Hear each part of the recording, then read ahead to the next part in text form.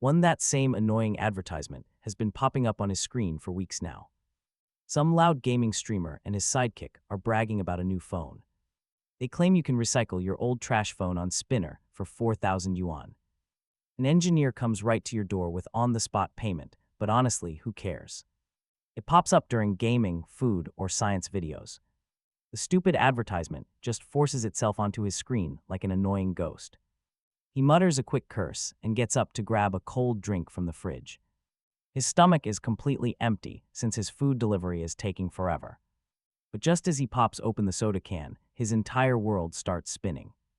This is not just some lightheadedness. He feels like he is inside a spinning washing machine.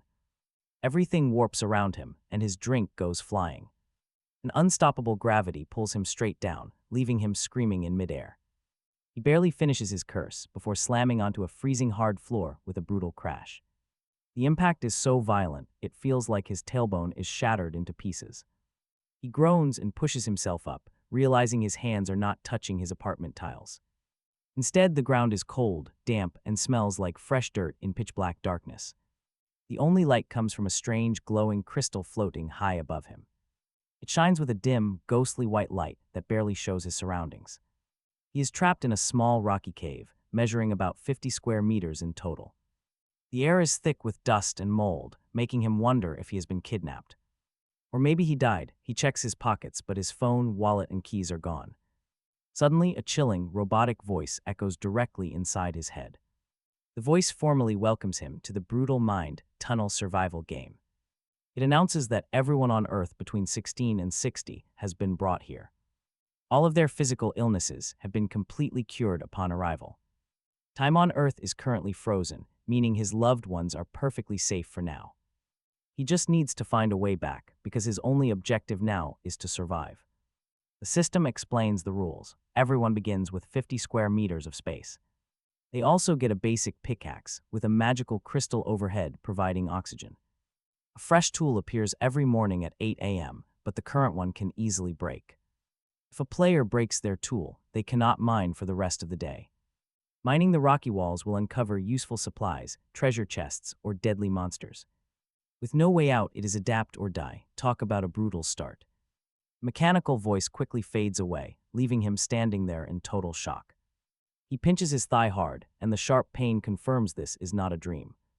Forcing himself to calm down, his experience as a web novel reader comes in handy. This cliché setup is all too familiar, and panicking will not help. He focuses, and a translucent screen instantly materializes in front of him. It displays basic icons, including an inventory, crafting page, and trade menu. A small red notification dot flashes on the chat icon, immediately grabbing his attention. He cannot resist checking it out and opens the world and regional chat channels. The world channel is moving so incredibly fast that he can barely read anything. Some people are panicking, while others think this is just some massive virtual reality game. Others are testing the pain levels, while a few are actually excited about this change. Billions of terrified humans are currently venting their massive panic online. Excitement and despair into one endless feed. He exits and clicks regional instead. Slower but still chaotic, people are asking if anyone is from Area B2. They complain about hunger, warn of falling rocks, or offer shady protection. Specifically in exchange for pretty girls. Meanwhile, his own ID sits on the panel. Player Jinmo, serial number B29527. It sounds familiar, his lip twitches, better to figure out what he is capable of. He opens. Attributes: health is 160, with 0 meaning death. Sanity is 100. Out of 100, hallucinations and dropping stats trigger if it decreases. Strength is 8, agility 9, constitution 8, spirit 9, and attack 8 plus 3. From the pickaxe, defense is 0, and luck is a question mark, a footnote. As a normal, healthy adult blue star male sits at 10, his constitution and strength are both 8, he cannot even reach average, his life as an unhealthy. Shot-in is digitized, and he figures the only reason his agility and spirit are higher is due to years of web surfing and dodging his landlord. A hell mode start, he thinks, trying to find humor in misery. Then, the cold mechanical voice returns, announcing that deployment is complete and the talent system is now open. These talents are miracles and variables, his only. Reliance ranked S through F, he must open the talent chest before him. To awaken his destiny, a small palm-sized chest materializes, a talent. This is the key, the capital every web novel protagonist uses to turn the tables. Bad stats won't matter with a top-tier talent, and you know how that goes. He opens the chest immediately, and a rotating spinner appears as the system announces that extraction is underway while the wheel spins. Jinmo watches the chat channels melt down. Faster players are already crowing and sobbing in tandem. D-rank night vision, C-rank plan affinity with jokes about befriending moss, and F-rank hair doubling on someone who is already bald. D-rank precise throwing for someone without even a rock to throw. Most pulls are D, and FC rank draws envy. The F ranks are bizarre participation. Prizes like ventriloquism mastery, 5% cold resistance, or soul hardening. Then, 3 dazzling golden banners occupy every single chat interface. A global announcement congratulates player at 10:45:56 for awakening the S-rank talent. Elemental control, player S580002 for sword heart clarity, and player M31415 for genetic berserk. Each receives a special structure treasure.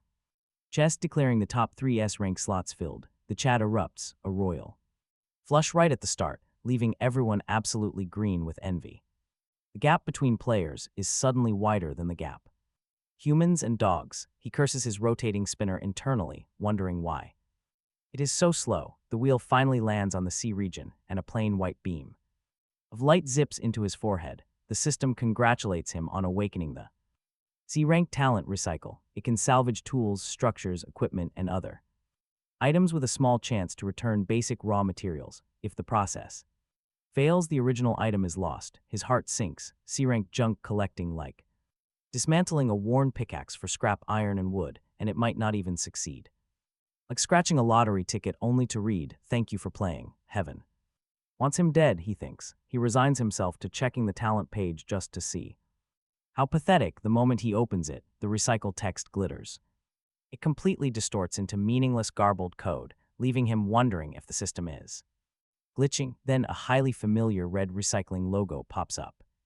A 2-arrow symbol appears, followed by a cheerful ding and an energetic voice, nothing like the cold tone, overflowing with salesman energy, announcing a suitable host is detected. The spinner recycle system is now activating, congratulating him on obtaining this unique talent. Before he can react, a fiery red cartoon phone projection zips right out of his panel and floats in front of him with a cheeky grin. It greets him as dear host. It introduces itself as his spirit, Spinner, promising to turn trash into treasure and lead him to the peak. He stares at the annoying phone, completely speechless. Honestly, who wouldn't be, he asks flatly, if he was just bound by a literal pop-up ad, and Spinner happily tells him he can think of it that way. Standard recycling is just inefficient junk collecting, but Spinner is different, focusing only on high-value items, any technological creation. Luxury goods, precious metals, works of art, anything it judges a good thing. He won't get useless scrap back, but fully functional finished supplies, and sometimes even rare treasure chests. It calls itself a mythical talent, surpassing S-rank, the ultimate cheat code to reach the absolute peak. With throbbing temples, he raises a hand to cut off the pitch, asking where exactly in this dark cave he is finding high-tech gear or luxury goods. Is he supposed to magically dig an LV bag out of the wall? He owns nothing but torn pajamas and a broken pickaxe, no matter how grand the future. It paints. He needs flour to bake. Spinner calls that an excellent question, replying as it shifts into professional customer service mode, explaining the 2 sources. First, excavation. The world is littered with relics and treasures from the old era buried deep in the earth, and diligent digging may unearth technological products, ancient artworks, even relics of alien civilizations. Second, treasure chests. Alongside food, water, and materials, chests occasionally yield miraculous items, like an old but functional smartwatch or a rare record from another world, all high-quality sources for recycling. It also informs him that the system currently allows 10 recycles per day. Then it spins once, telling him not to hesitate, that his first pot of gold waits in the rock wall ahead, and zips back into his talent panel, leaving behind a lingering slogan: spin or recycle, making every discovery worthwhile. He feels like his brain has been formatted by marketing. Another global announcement startles him out of the daze, noting all human talents are now active. urging players to strive for survival, and as a balancing measure, granting D rank and F rank talent players increased mining yield today and half pickaxe breakage. It also reminds them about the mine tunnel survival basic manual in their backpacks. The world channel erupts again. The three gods have already taken off. Us mortals are done for. At least the yield is higher today. Wait, there's a manual. He catches the last line too and opens the backpack. 50 slots mostly empty, and among them is a small booklet with a craft paper cover. He opens it mentally to skim. The mine tunnel starts at 50 square meters and can be expanded. Through items, all excavated walls reset at 8 a.m. daily, though. Place structures and items persist. The pickaxe is 1 per day, common quality, with a 5% break chance per item dug, and can be upgraded or reinforced via upgrade scrolls or enchantment books. Chest tiers start at white, then green, blue, purple, orange, red, gold, and rainbow, with various specials mixed in. And quality scales with rarity of the drops. Monsters may drop materials or chests, though not all do. Blueprints, the key to crafting, come from chests or special events. The trading system is the official platform. Caution is advised. On private deals, he memorizes every basic rule, especially the daily wall reset, which means fresh opportunities each morning without worrying about caving his own home, but that 5% break chance is a sword over his head. If it breaks before he digs up food, he starves. Manual closed.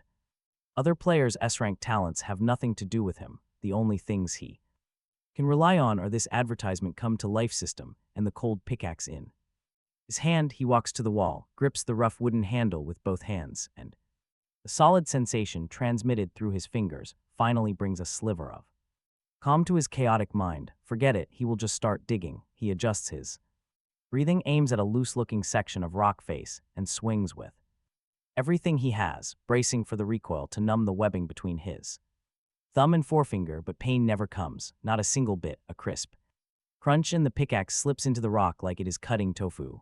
No resistance, only a faint, strange energy passing through the handle that disintegrates the stone structure. A rock the size of a human head breaks off and falls at his feet, and a notification announces he has acquired 1 stone material. He glances down at his not-so-thick arms and his unremarkable pickaxe. Seriously, standard physics do not apply here, which is fantastic news for him. He swings again and again, thunking rhythmically into the hard stone.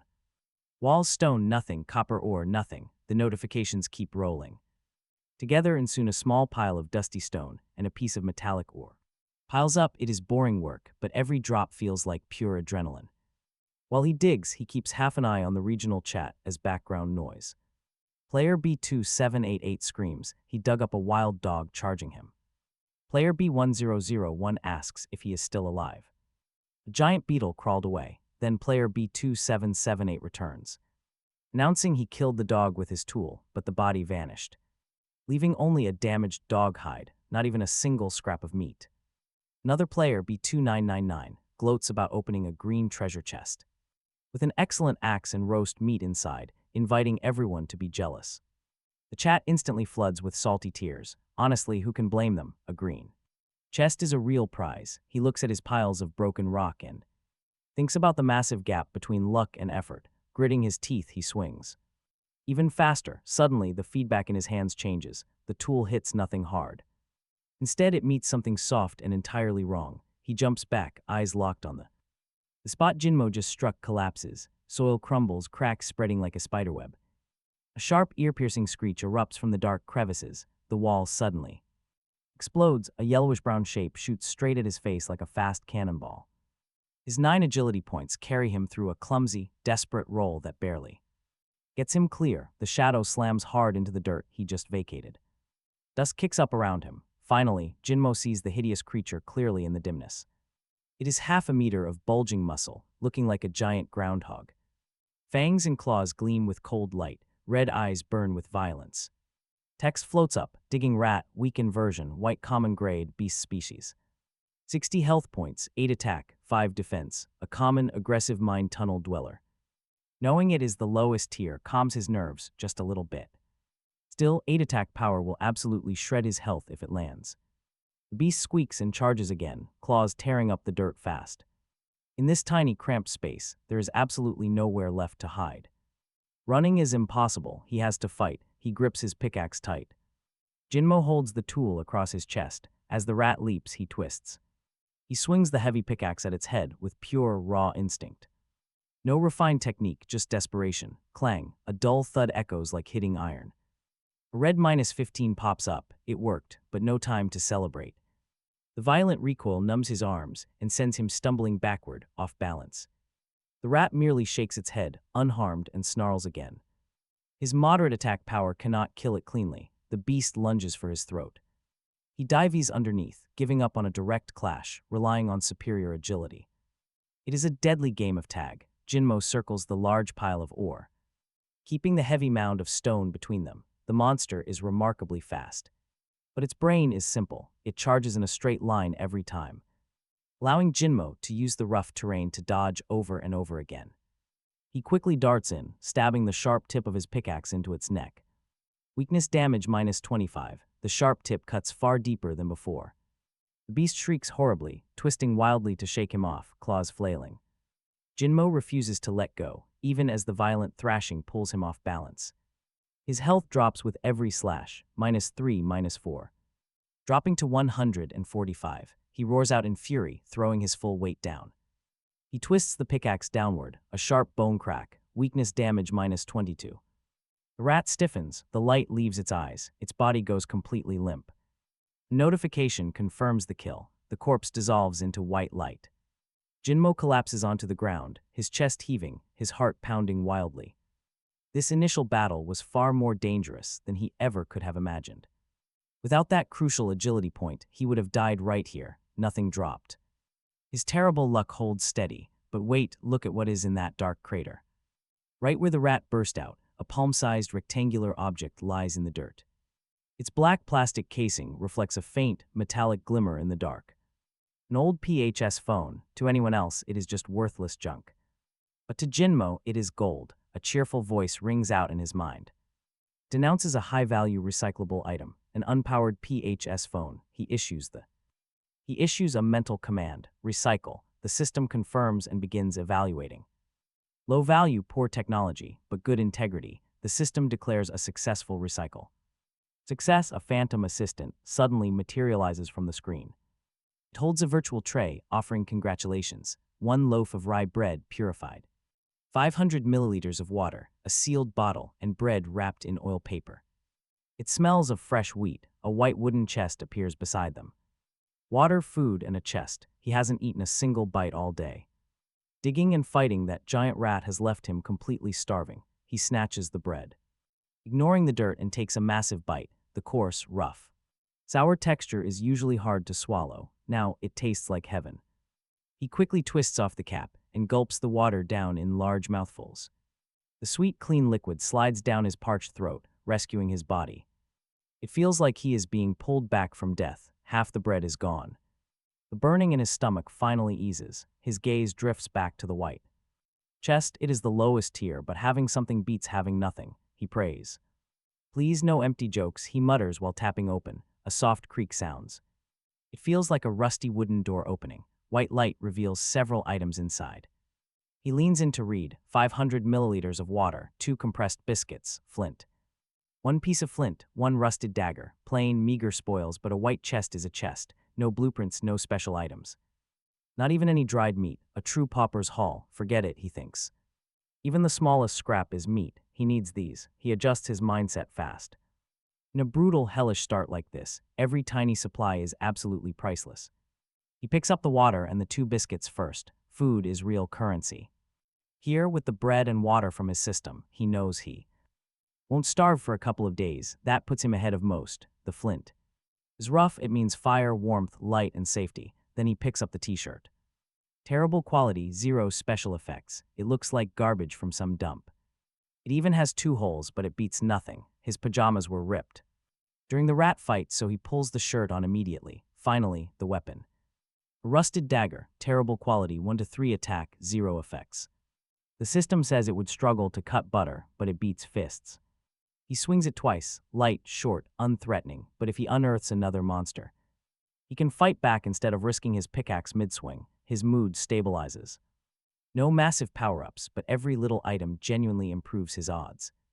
He opens the regional chat. The overall atmosphere is getting even more desperate.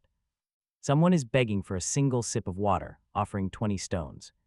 Another player is crying over a venomous cave spider bite on his leg. People are going mad from isolation. Some broke their pickaxes on morning one. Reading these desperate pleas makes him truly appreciate his situation. He has food, water, basic tools, a weapon, and an intact tool, instead of digging again. He decides to open the trade icon. A very basic marketplace platform pops up. Listings are few, and the asking prices are absolute highway robbery, 10 stones. In exchange for one water bottle, a fine axe at 95% durability. Demands an upgrade scroll. Someone wants shoes for slime mucus. He clicks his tongue. A rare blueprint for some slime mucus and any random shoe. He clicks his tongue. He scrolls. Prices are insane. 10 stones takes dozens of swings. Assuming nothing else drops, they literally trade hours of backbreaking labor for a single sip. Meanwhile, a lucky player hoards his axe, waiting for strategic trades. As for the guy trying to sell slime mucus for a shoe, good luck. Most listings are just food materials, absolutely no electronic products yet. Then a wooden shield blueprint fragment, one of 3, catches his eye. It costs 2 bottles of purified water. Blueprints come in pieces. This is another bottomless pit, with no telling when a set completes. But it proves their value. Time passes, and heavy sweat beads his forehead. His arms feel completely detached. Though rules make digging easier, it still demands force. Another small pile of stone with 2 pitiful copper ores is all he has to show for it. This efficiency is way too low. He mutters, leaning against the wall to rest, and habitually opens the chat. It is his only entertainment during breaks, and honestly, it helps. Hearing about other people's disasters always improves his mood. Sure enough, the channel is still full of misery. Someone would trade all his ores for food. Another thinks he has a fever from the wet cold. Another almost buried himself and now has trauma looking at walls. Pure misery. His heart is unmoved. This is the reality for ordinary survivors. Then a message catches his eye from B23838. He complains about digging all morning only to find a broken camera. No power. He asks if it can be eaten and replies, roll in. Take post-apocalyptic selfies for your obituary. Put it online if you find power. Even a rock makes a better weapon. The player curses them all. But a camera is highly valuable, an opportunity to strike it rich. He opens the player list, finds the guy, and sends a private trade message. The other player replies cautiously, saying he wants food but asks why he even wants a useless item. It cannot be eaten or drunk. His mind races. He replies that his talent can repair electronics. He claims he needs an item to test it on, inviting future business. The player wants food, so he offers half a compressed biscuit. It is high-calorie but cheap to spare. Biscuits mean little to him, as long as he has junk to recycle, but to others, they are pure gold. The player agrees instantly, happy with just half. The system flashes. B23838 initiates the trade, offering the camera for half a biscuit. Does he agree? He does. The biscuit vanishes, and a nearly new black camera appears in his slot.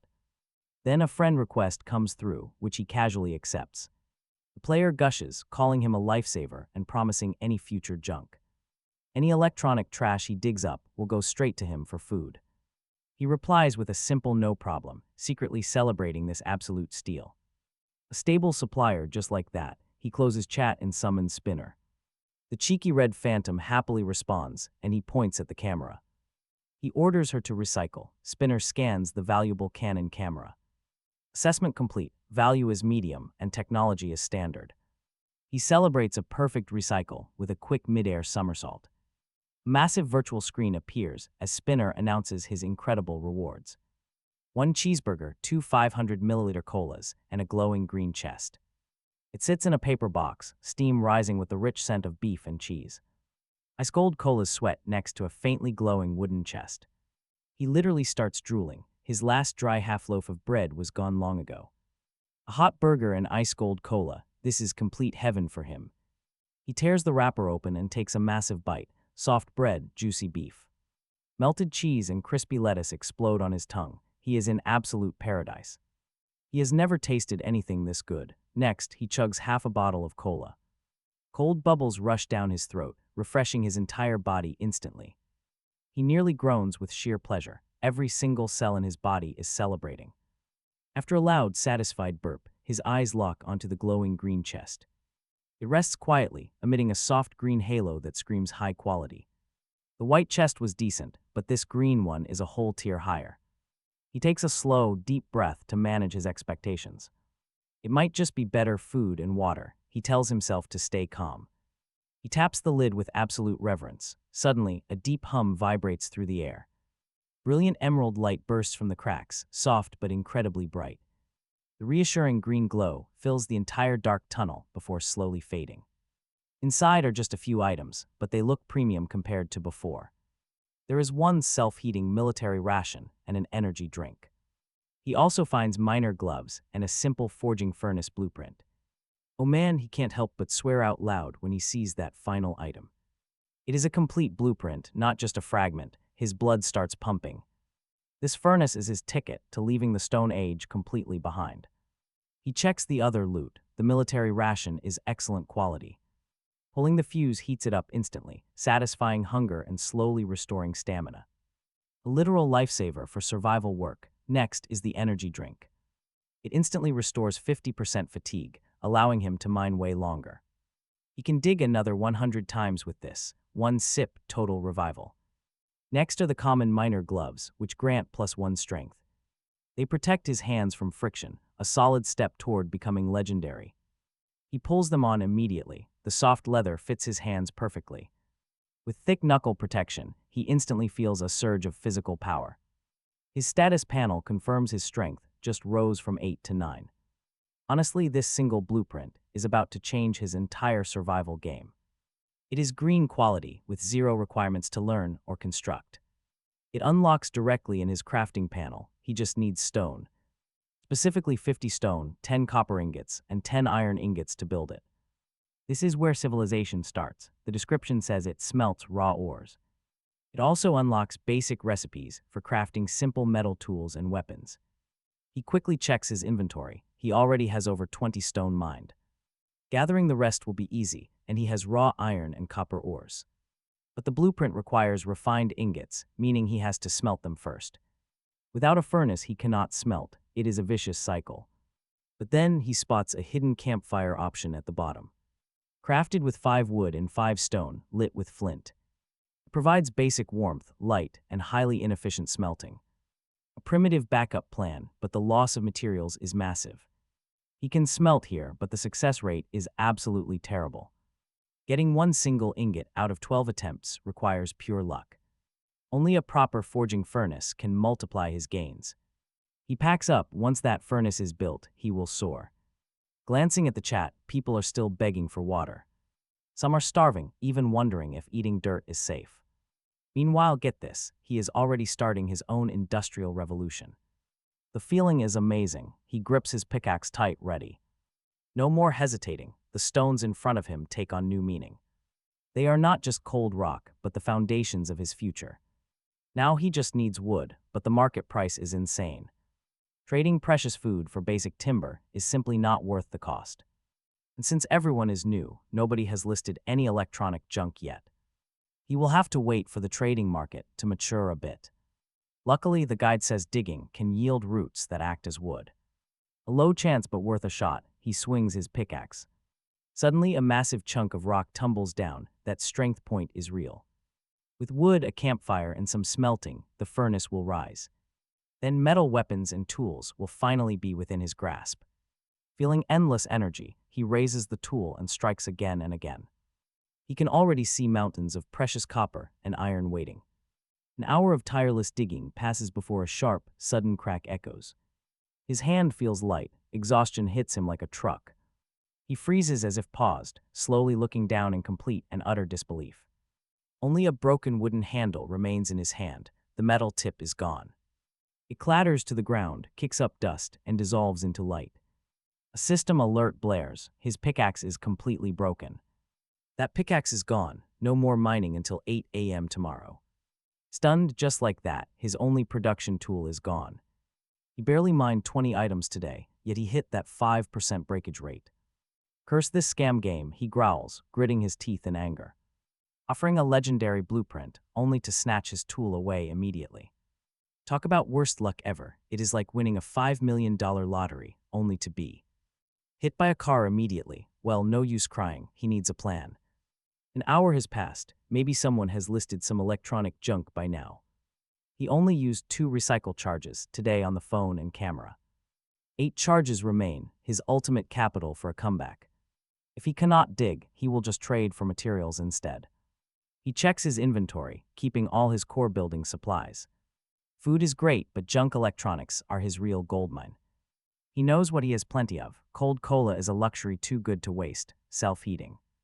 Meals and energy drinks are life-saving items to hold on to.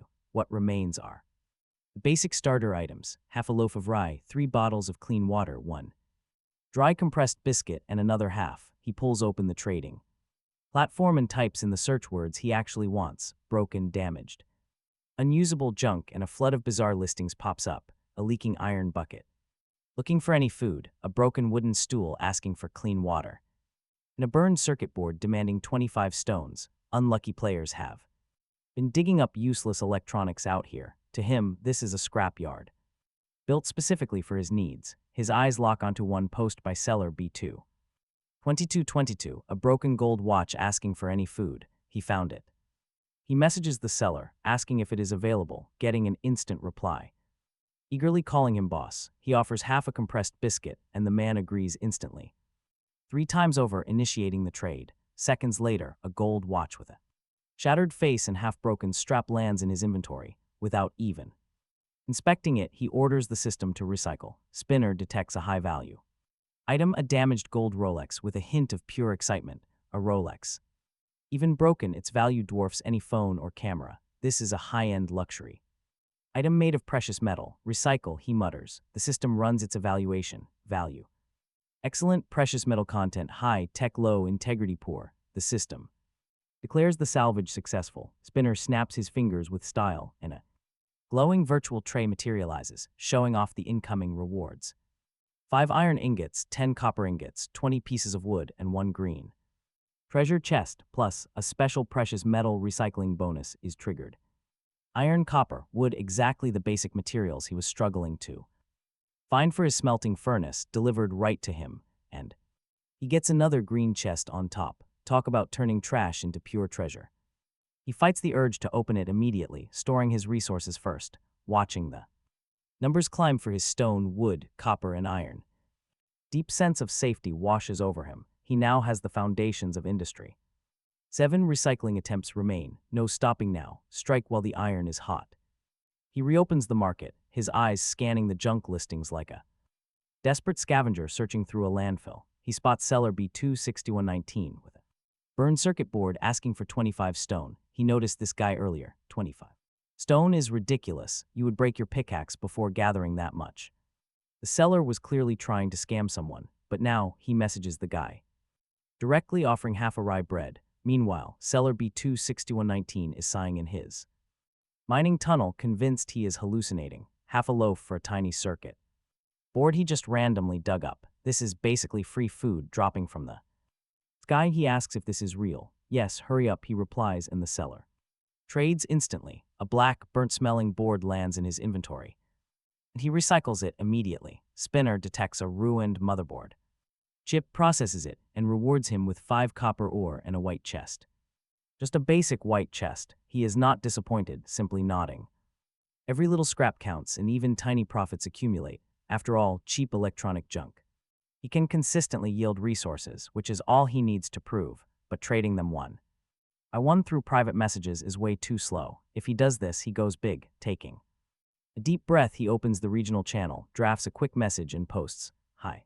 Price recycling." He is mass recycling old electronic waste, damaged mechanical parts, discarded luxury items, and strange technological artifacts. Anything people consider useless junk, they can message him, exchanging for food, water, and basic materials. Bulk deals welcome, reputation guaranteed. The chat goes silent for 2 seconds, then it explodes like water poured into hot oil. What is the situation? Recycling trash for high prices. Boss, am I seeing food for junk? One user dug up a rusty lump of iron with 2 gears, asking if he accepts. B23838. Pops up, he has a broken Bluetooth headset saved just for him. Someone else offers ripped black stockings with lace edges. He automatically ignores that. Dozens of private messages pour in. The fish have taken the bait. He opens B2. B2 3838's message first. A broken Bluetooth headset for some water. He offers half a bottle. The user accepts. He skillfully runs the trade. Half a bottle of purified water. For a headset with one earpiece and a crooked charging port, from experience. Recycled value tracks complexity and rarity, and by the icon, this is a brand name, so the yield should be decent. Recycle, he commands. Spinner detects a damaged high-end brand Bluetooth headset and happily bounces out, circling the headset twice, but this time it does not start immediately, a different system. Prompt rings in his head, congratulating him on completing 5 effective recycles and achieving the hidden milestone scrap acquisition station master, and announcing that the spinner recycle system has been upgraded with a new function selective recycle. He focuses on it. Function name selective recycle.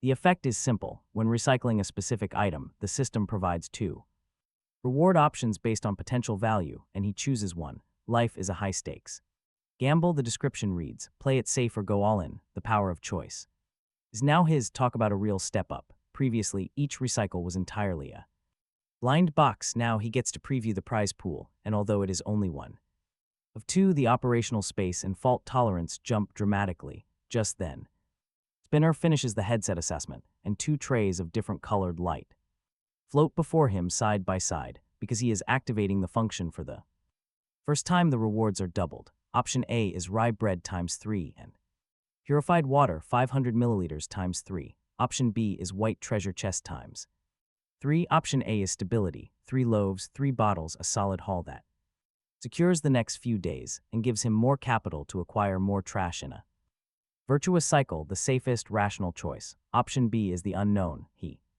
chooses B. Selection confirmed. 3 plain white chests plop, plop, plop at his feet. He then pulls the other white and green chests from his backpack and sets them together, rubbing his hands with a fly's grin. Before opening a chest, one must observe the metaphysics of luck. Having played games in his old world, he knows the path. Open the best one first and get bad luck, and his mentality collapses instantly. The correct approach is to prime his luck, burn off all the bad luck on the white chests first, then finish with the main event. The green, may the system god bless him, may the 3 pure ones possess him. He mutters a quick prayer and resolutely opens the first white chest. The one he got from the circuit board. A soft white light flashes in it. Pops open. Inside is 1 bottle of 500 milliliter purified water, 2 stones, and 1 moldy rag. His mouth twitches at the foul smell drifting from the rag. Unbelievably stingy. Still, he tells himself bad luck is resetting. He stores the loot and takes the second chest, one of the 3 from the Bluetooth headset. It opens with another white flash, 1 loaf of rye bread, 2 pieces of wood, and a torn sock. He stares silently at the suspicious smelling sock. Does the system have a personal vendetta against him? Handing out literal garbage. It is fine. This is all just preparation. His bad luck is fading. He taps the 3rd chest with a slightly trembling hand, refusing to believe his luck is this terrible. Buzz, 5 stone materials and 1 inferior whetstone. He pauses, then smiles faintly. An inferior white quality whetstone to slightly repair tools or weapons. It's better than nothing and certainly beats biting with his teeth. It is cheap, but it's his first repair item. His pickaxe is broken, but the rusty dagger still works. This whetstone ensures it won't break from overuse. Not bad. His luck is turning. His confidence is soaring as he looks at the final white chest. He demands a blueprint, even a simple fragment. He taps it. This time the white light seems just a touch brighter. Inside, alongside a compressed biscuit, lies a yellowed, incomplete sheet of parchment. It is a blueprint fragment. He snatches it. A green quality basic water purifier blueprint fragment, 1/3 complete. 3 fragments are required to synthesize the complete blueprint. Clean water is the foundation of survival. Excellent. It is only a fragment, but it has green quality. Its strategic value is easily as high as the smelting furnace. It means any murky water he finds can be converted to safe drinking water. Blueprints for wells will surely follow later. These 4 white chests steadily escalated from utter garbage to a valuable blueprint fragment, priming. His luck is paying off big time. Feeling his focus peak, he takes a deep Breathen turns to the final, most dazzling item, the green chest from the Rolex. Everything rides on the single move. He gently taps the green lid. Vibrant emerald light, far denser and richer than the white, bursts forth and floods his mind with green radiance. Runes of hope seem to flow within the glow. As the light fades, several gleaming items settle. Inside, 3 ripe red fruits, 1 small life recovery potion, and 1 comfortable single bed blueprint. This is another complete blueprint. He picks it up, a comfortable single bed blueprint of excellent green quality. Requiring no learning, it unlocks construction in his crafting panel. Materials needed are 30 wood, 5 softened beast hides, and 10 cotton. The description says to say goodbye to the cold, hard ground. It lets him forget the day's fatigue, and when he wakes the next morning, he'll find the world has grown beautiful. He checks the object's attributes, a comfortable single bed of furniture type green quality, resting on the bed for 8 hours fully. Restores fatigue and grants an energetic buff, lasting for 24 hours. It grants a +1 boost to all attributes, a truly divine bonus. He knows exactly how precious a single attribute point is. His miner's gloves only gave +1 strength. Just sleep in this bed, grants a boost across the board. It is several points higher than his current stats. Absolute upgrade to strength, agility, and constitution. A massive buff claimable daily. Nothing feels more exciting right now than getting stronger. Power is safety. He begins calculating. He has some wood, needs more, beast hide and cotton. Must come from monsters or chests. Looking at the blueprint, he can almost see himself asleep on that soft bed. No hide though, no cotton. None. Looks like he has to fall back on his old trade. He chuckles self-deprecatingly, his gaze returning to the spinner recycle system. 5 attempts left today, 5 chances to gather the materials to sleep on a real bed. No hesitation. He clicks into the flashing regional channel where his high-priced recycle post has been pushed straight to the top. Private messages are overflowing. He activates filter mode. No time to waste. He is no longer the desperate newbie. After several successful recycles, he has worked out a pattern. Value connects to the item's original price, tech level, and overall rarity. Rolex tier luxury yields green chests, digital cameras, and Bluetooth technology. Consistently yield practical supplies. His goal is simple: hunt for things that look impressive without anyone needing to understand them. He scrolls private messages and locks onto 5. One guy found a smashed drone. Pieces, broken propellers, they just want food. Next message. A tablet with a spiderweb screen that still faintly lights up for food. Then a graphics card called an RTX 9090 Ti. No idea what it is, but it is bent from a rock strike. Another user dug up a luxury leather handbag. Brand is unknown, but this zipper pull is a shiny letter G. They just want water. Then a silver pendant that opens up empty. Chain broken, traded for a single biscuit. These are the ones. A glint crosses his eyes as he messages each of them. Quick and decisive. He is rich now. Half a piece of bread or water for a piece of trash. All 5 trades complete in minutes. His backpack now holds 5 brand new junk items. His generosity stirs the channel again. Most people marvel at his wealth and open hand, telling everyone to just follow the boss if they want to eat. But a crowd always has its critics. And a bitter voice pops up. B25408 tells everyone to calm down and not be fooled. He argues that in this brutal environment, where physical labor is hard and chests do not guarantee food and water are more precious than gold, why would he use such valuable food to trade for worthless junk? He insists there must be a conspiracy at play. These electronic waste and luxury scraps must have hidden uses they do not know about, and he is exploiting information asymmetry to cheaply acquire the treasures in their hands. Talk about a massive party pooper. He warns everyone not to keep their items and wait for the shocking secret that might emerge later. Rather than foolishly giving away their opportunities, the channel falls silent. For a moment, his words are, he admits, pretty inflammatory. At a moment of life and death, any suspicious point gets magnified infinitely, and some the players who were about to trade with him suddenly hesitate, wondering what if these broken items really are treasures. Trading them for a simple loaf of bread would be a massive loss. Right then, the mood in the chat channel shifts. Subtly, he reads the messages, his brow furrowing. He does not fear losing trades, but he absolutely despises self-righteous talkers. They can just keep their junk. For themselves, after all, can you eat trash? He is about to reply when a familiar player jumps in first. It is B23838, his number one fan who sold him the camera and headset earlier. He tags B25408, asking if he has completely lost his mind. He proudly announces he was the one trading with the boss, swapping a broken camera for food and a broken earpiece for water. He adds he only has the energy to curse this idiot because of the food. Hidden uses and shocking secrets are nonsense. Go ahead and hug your scrap metal, he snaps. Let us see if you starve to death before you discover some magical secret. Stop talking big and holding back everyone else from surviving. His furious words roll out like machine gun fire, waking up plenty of other listeners. Exactly, another player agrees, saying they just traded bread with the boss to get something actual, intangible to fill their stomach. No one cares what a broken drone is for. Can they eat it? Another player adds he worked all day and was nearly dying of thirst. A bottle of water can save a life, while some broken chain is no legendary artifact.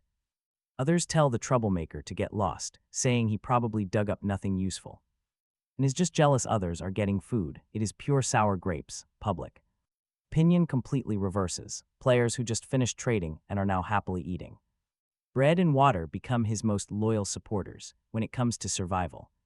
Honestly, who wouldn't choose a real meal over some useless piece of junk? B25408 is scolded into absolute silence and dares not speak again. The minor disturbance is easily crushed by the crowd. He looks at the chat log and smiles without doing a single thing. He just gained extremely loyal business partners. He shuts down the noisy channel and refocuses on his inventory. 5 fresh treasures wait there quietly for the trash king to inspect them. It is time to get to work. He reviews the 5 junk items and decides to start with the cheapest one first. The damaged silver locket has almost zero tech value and very little precious metal weight, perfect for a test run. Recycle, he commands. The system detects the locket and presents 2 distinct options. Option A yields silver ore and fine hemp rope. Option B gives 3 white treasure chests. He decides to gamble on the chests and makes his pick without hesitation. Sure, ore and rope could be useful later, but and let's be real, who can resist a good old-fashioned mystery chest? 3 acquired. Item is up, a worn branded women's handbag, stamped with the letter G. Recycle, the system identifies it as a worn luxury bag and lays out the options. Option A grants 3 softened beast hides and an exquisite thread ball. Option B offers 2 white treasure chests, softened beast hide, 3 whole pieces. That is the exact material he still needs to craft a comfortable bed. His logical brain and gambling addiction wrestle for a second. He will play safe. This time the temptation of a cozy bed easily wins out. He is no foolish gambler. He is a smart survivor. 3 hides in the thread ball are secured. He slips the items into his backpack, one step closer to sleeping on a real bed. Next is the damaged tablet with a shattered screen. Time to recycle. Option A offers a basic food pack containing 5 loaves of bread and 5 purified waters.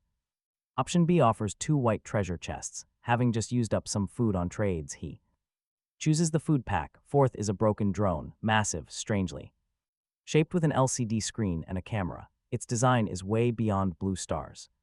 Current tech level, meaning its value easily beats the tablet. Time to recycle. The spinner detects a damaged high-tech civilian drone. Option A is a micromotor and 1 white chest, but the moment he sees the word green, there is nothing to hesitate over. Option A's high-tech parts have no immediate use. Option B it is. A green chest drops down right in front of him. Only one item remains now, and it is the one with the absolute highest tech level of the entire haul, the severely bent, damaged RTX 9090 Ti graphics card. He takes a deep breath and issues the final command with something close to absolute reverence. Recycle. The spinner detects a highly valuable core tech item, a damaged flagship graphics card. The assessment runs value is excellent, metal content medium, and technological content is extremely high. Despite poor integrity, the recycle is declared successful. The system voice sounds far more serious this time. The spinner somersaults and flexes its hand as 2 glowing trays float out in front of him. The left tray holds 3 green chests radiating incredible vitality. The right tray holds only 1 chest, but it is a deep, pure blue. Its surface ripples like flowing water. Faint silver runes flicker along the edges, and its light is strong. enough to totally suppress the glow of the three green chests, a blue chest, his. Eyes widen. Seriously, if a green chest gave him an attribute-boosting bed, then what? On Earth lies inside a blue one. He chooses B selection confirmed, the tray. Resolves and a chest radiating dreamy blue light descends in front of him and hangs in midair, the surrounding air warping into a tiny vortex around it. He looks over his hall, three whites, one green, and the blue chest at the center, making him grin silently. This lineup is magnificent. He exhales and tries to calm his excitement. Opening chests is an art and even a matter of ritual. The more critical the moment, the calmer he needs to be. He focuses on the first white chest, waving his hand to command it to open, a plain white. Flash reveals 2 stones and 1 bottle of purified water. Not bad, he tells himself with a nod. Food and water are hard currency, and he can never have too much. The second white chest gives 1 rye bread and 1 stone. His brow furrows slightly, a bit underwhelming, but no matter. These are just groundwork all. Priming him for that final blue flash. Third white chest, a deep breath, then a tap. Give me something different, he silently demands. The light fades and the contents resolve. 1 tattered wooden chair and 1 yellowed cotton quilt. He stares at a chair missing a leg and a moldy quilt with frayed edges. Dumbfounded, that is it. 3 white chests, progressively worse, and he has walked away with bread, water, stone, and 2 pieces of broken furniture. He reluctantly issues the command to recycle the tattered quilt. The spinner floats out, lazily circling the quilt once in a perfunctory orbit, then delivers 2 warnings. Today's recycle attempts are completely used up, and this system only. Spinner only recycles high-value technology and rare items, so it warns him not to waste its time with domestic trash. His face darkens. Insult. This cotton bedding is considered trash now. He is practically boiling with rage, but system rules are absolute. Is he seriously supposed to sleep clutching this tattered quilt? But wait, Spinner's refusal doesn't mean he can't do it himself. He still has his own original C-rank recycling talent. Forgotten because of its low efficiency, this humble skill still converts basic materials. Nervously, he asks Spinner if his original skill still functions. The Red Phantom merely yawns, replying in a highly mechanical, dismissive voice that his personal C-rank talent does not conflict with the system and can be used anytime. Since it works, he focuses his gaze directly on the tattered quilt. With a silent command, the recycling talent activates, releasing a white light. This light emerges from his palm and completely envelops the fabric. The threads visibly disintegrate and pull apart, fluffing up the old cotton. Recycling is successful, yielding 10 pieces of cotton and 3 rags. 10 units of snow-white cotton land directly in his personal inventory. This is no C-rank talent. This is a hidden divine skill.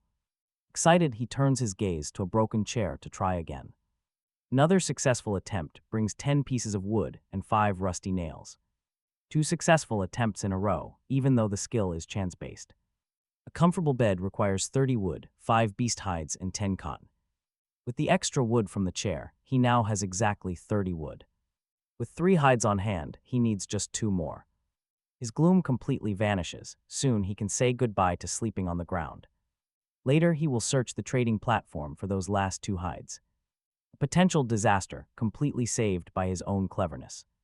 His mind is back at its peak as his gaze lands on a green chest. Forget the small stuff, because now he is opening the green chest. He reaches toward the vibrant green chest, obtained by recycling that high-tech drone. Expecting incredible loot from its high-tech origins, he opens it.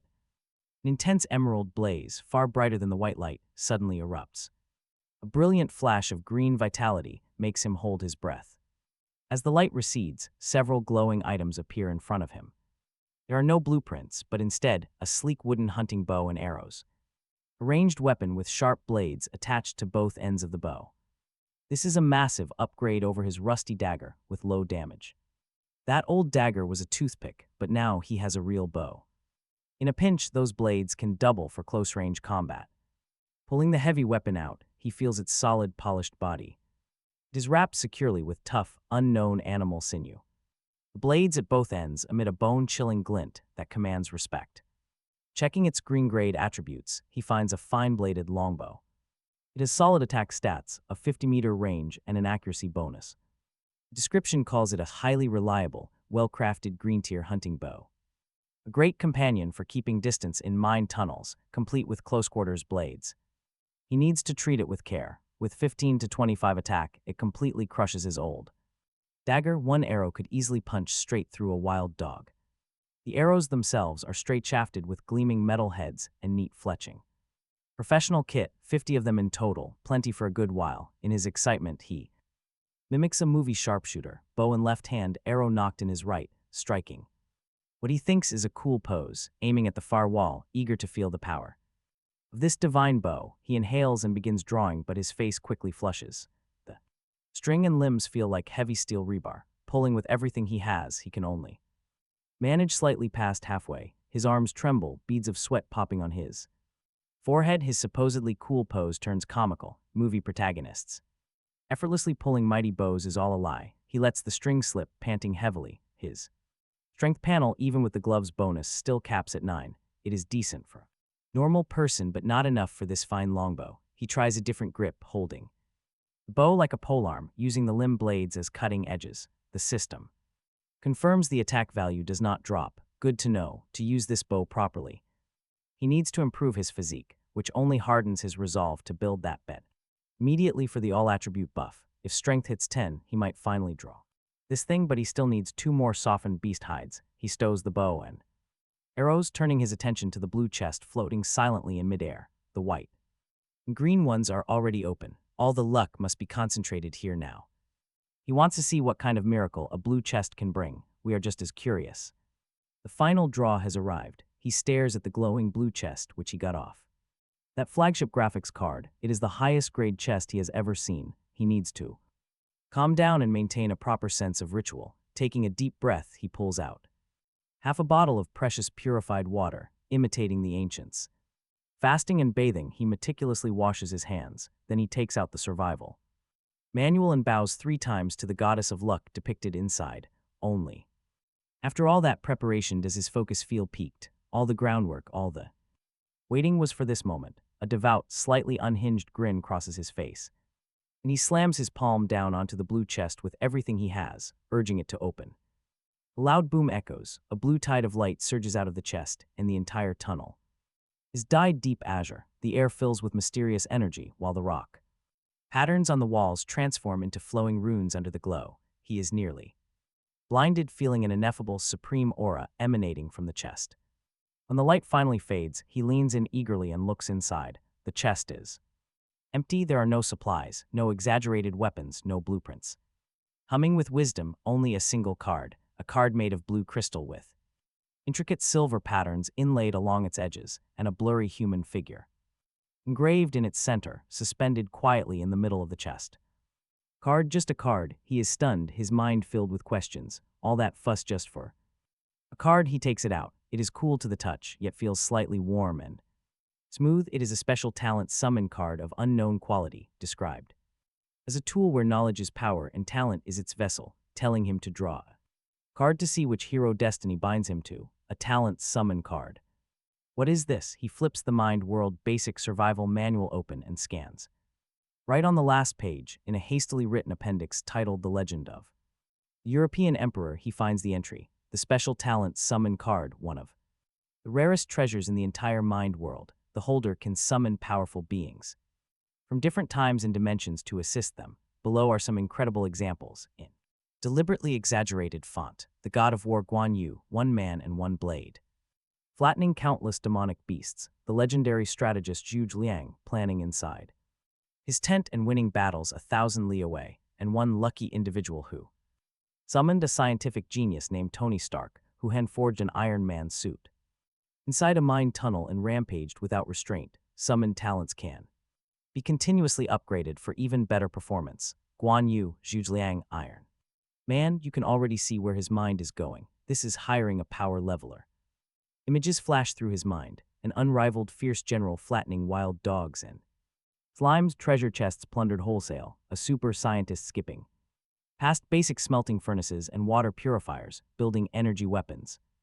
Gundam's founding a technological empire down here. His heart is on fire. He grips the card tightly, as if holding a ticket to the pinnacle of the world. Why can he never escape card drawing no matter where he goes, he mutters, though his Face totally betrays him. He raises the card and bows 3 times. System God 3 pure. One's Jesus, all the gods and Buddhas of the sky bless him. Please do not let it be. Someone useless, give him someone who can actually fight. Zhao Yun, Lu Bu, Diane Wei is. Fine too, at worst an Einstein or Newton will do. He mumbles prayers for. Long while finally making up his mind. Wealth and honor are in heaven's hands. Success or failure depends on the single move. He raises the card high, heart racing. Activate, the card in his hand explodes into a blue pillar of light that shoots skyward, piercing through the top of the tunnel. Within the pillar, data streams. An ancient runes spin wildly as a blurry human figure slowly condenses at the center. His palms sweat, bring on a divine general or scientist. The light gradually fades. A figure steps into view, a man who looks to be in his 50s.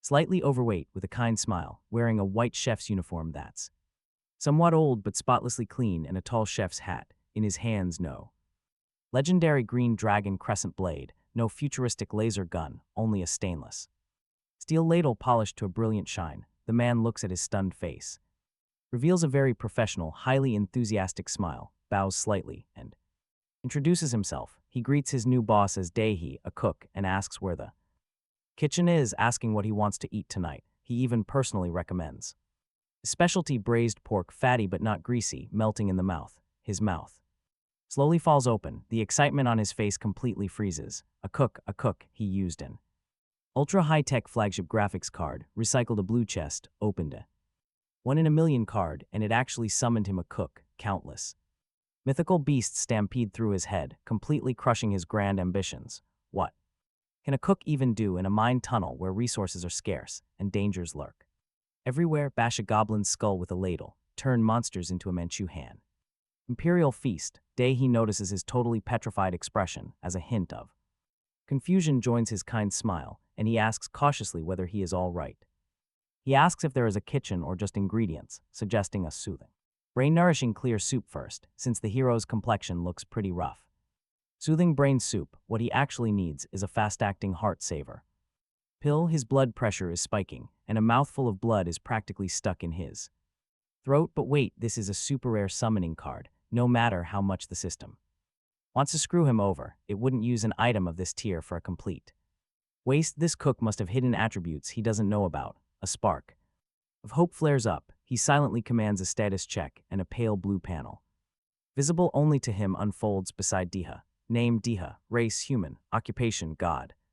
Of cookery level 1, upgradable through special dishes. Loyalty 80 as a natural. Follower stats: health 440, strength 20, agility 18, constitution 22, spirit 15, attack 40 to 50, defense 25. He is completely stunned. Monstrous stats: his own strength is only 9. This cook has base strength of 20, more than double his own, meaning he can easily draw the fine longbow. Our hero cannot budge. 22 constitution makes him a human meat shield. Stats are not for a cook. This is literally a berserker wearing a chef uniform. He forces his excitement down and shifts to the skills list. Skill 1, God tier. Culinary arts passive max level. He's the very embodiment of cooking. Any ingredient in his hands transforms into miraculous deliciousness. His dishes come with powerful buffs, with an extremely rare chance of producing legendary dishes with miraculous effects. Skill 2, 1 meal per day, active, requiring no ingredients whatsoever. He can conjure 1 nutritious, balanced, incredibly delicious god of cookery set meal daily, enough for 1 person, rapidly restoring stamina and clearing most minor negative statuses like fatigue or depression. Skill 3, food soul berserk, active, using special recipes and ingredients he can create a battle dish imbued with a berserk soul, greatly boosting the consumer's attributes for a short time at the cost of falling into uncontrollable frenzy. Currently, he can craft stir-fried pork kidney. Strength +5, pain reduction 50%, lasting 5 minutes with a minor kidney deficiency side effect. Skill 4, kitchenware as equipment, passive. His hands, any kitchenware, is treated as fine quality equipment. His ladle is equivalent to a fine mace, attack 20 to 30 with a stun effect. The chef uniform set is equivalent to a fine leather armor set, defense 25, upgrading with level. Skill 5, dark cuisine, active. He can combine malice with his art to create dark dishes with terrifying effects. Currently, he can craft deadly Mix salad with poison, tearful onion rings as potent tear gas, and brick. Bread as a throwing blunt weapon. He reads through word by word, completely. Rooted to the spot, mouth agape, unable to utter a single sound, his brain is overwhelmed with a steady stream of pure shock. Seriously, look at this. Is this a cook?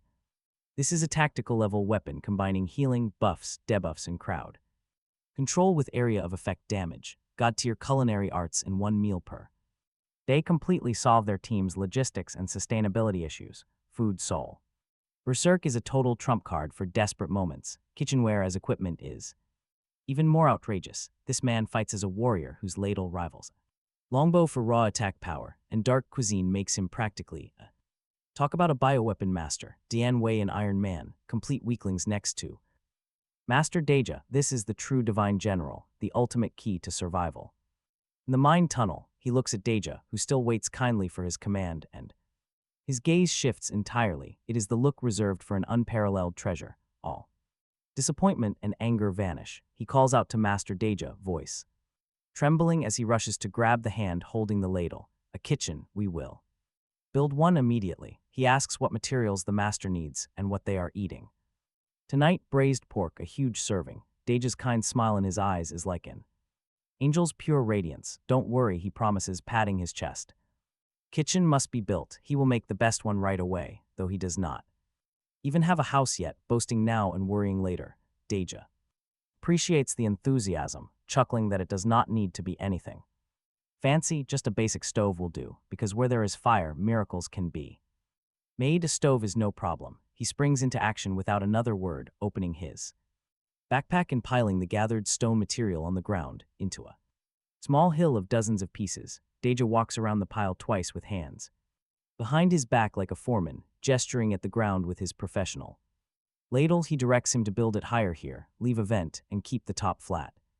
For pots, he goes to work hauling stones, stacking walls, and leaving an opening for the fire, and although he has zero construction experience, he has more than enough strength, and these stones are pretty regular. After 10+ minutes of clanging, a crooked but sturdy stone stove stands in the corner of the mine tunnel. Deja pats it, nods in satisfaction, and tells him he worked hard, and to leave the rest to him. Then a miracle unfolds as Deja reaches into the apron pocket of his chef uniform and rummages around. The pocket looks totally ordinary, but what he pulls out, prepare to be amazed, a piece of prime pork belly about 2 caddies, with a perfect balance of lean and beautifully marbled fat, materializes in his hand out of thin air. Where on earth did he conjure that from? Is his apron some magic infinite pocket? And that is not all. He slaps the pork belly onto the stove and reaches back in a large iron pot, a packet of salt, a bottle of soy sauce, a bag of rock sugar, star anise, bay leaves, a bundle of dried chilies, and various seasonings are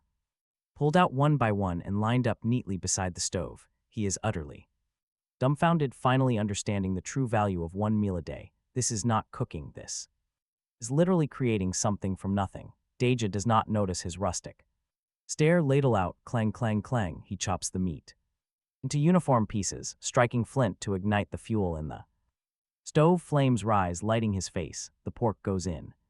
Sizzle and rich meaty aroma instantly fill the entire tunnel. Soy sauce, rock sugar, and spices go in sequence, making the scent even more potent, even more captivating. His stomach growls loudly. After that noon burger and another hour of mining, he is starving. His mouth is dry, and the heavenly aroma of braised pork drags the life right out of him. It smells soul-snatchingly good. While Deja focuses on the stew, he forces himself to look away. He still has an important job. He opens the trading platform. Gold is clear, softened beast.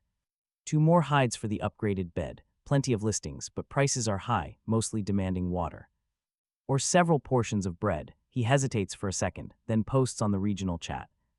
Trade food for softened beast hide, 1 portion per hide, first come, first served. An instant message lands. B24567 is down to trade. He just killed a rabbit monster that dropped a hide, wondering what to do. He quickly agrees and the transaction goes through. That is 1 more hide. And -1 rye bread. Another direct message lands immediately. B26899 offers a fox hide. Both hides are secured. He takes the chance to ask if those monsters were tough to beat. The player replies that it was just a big rabbit beaten down with a pickaxe.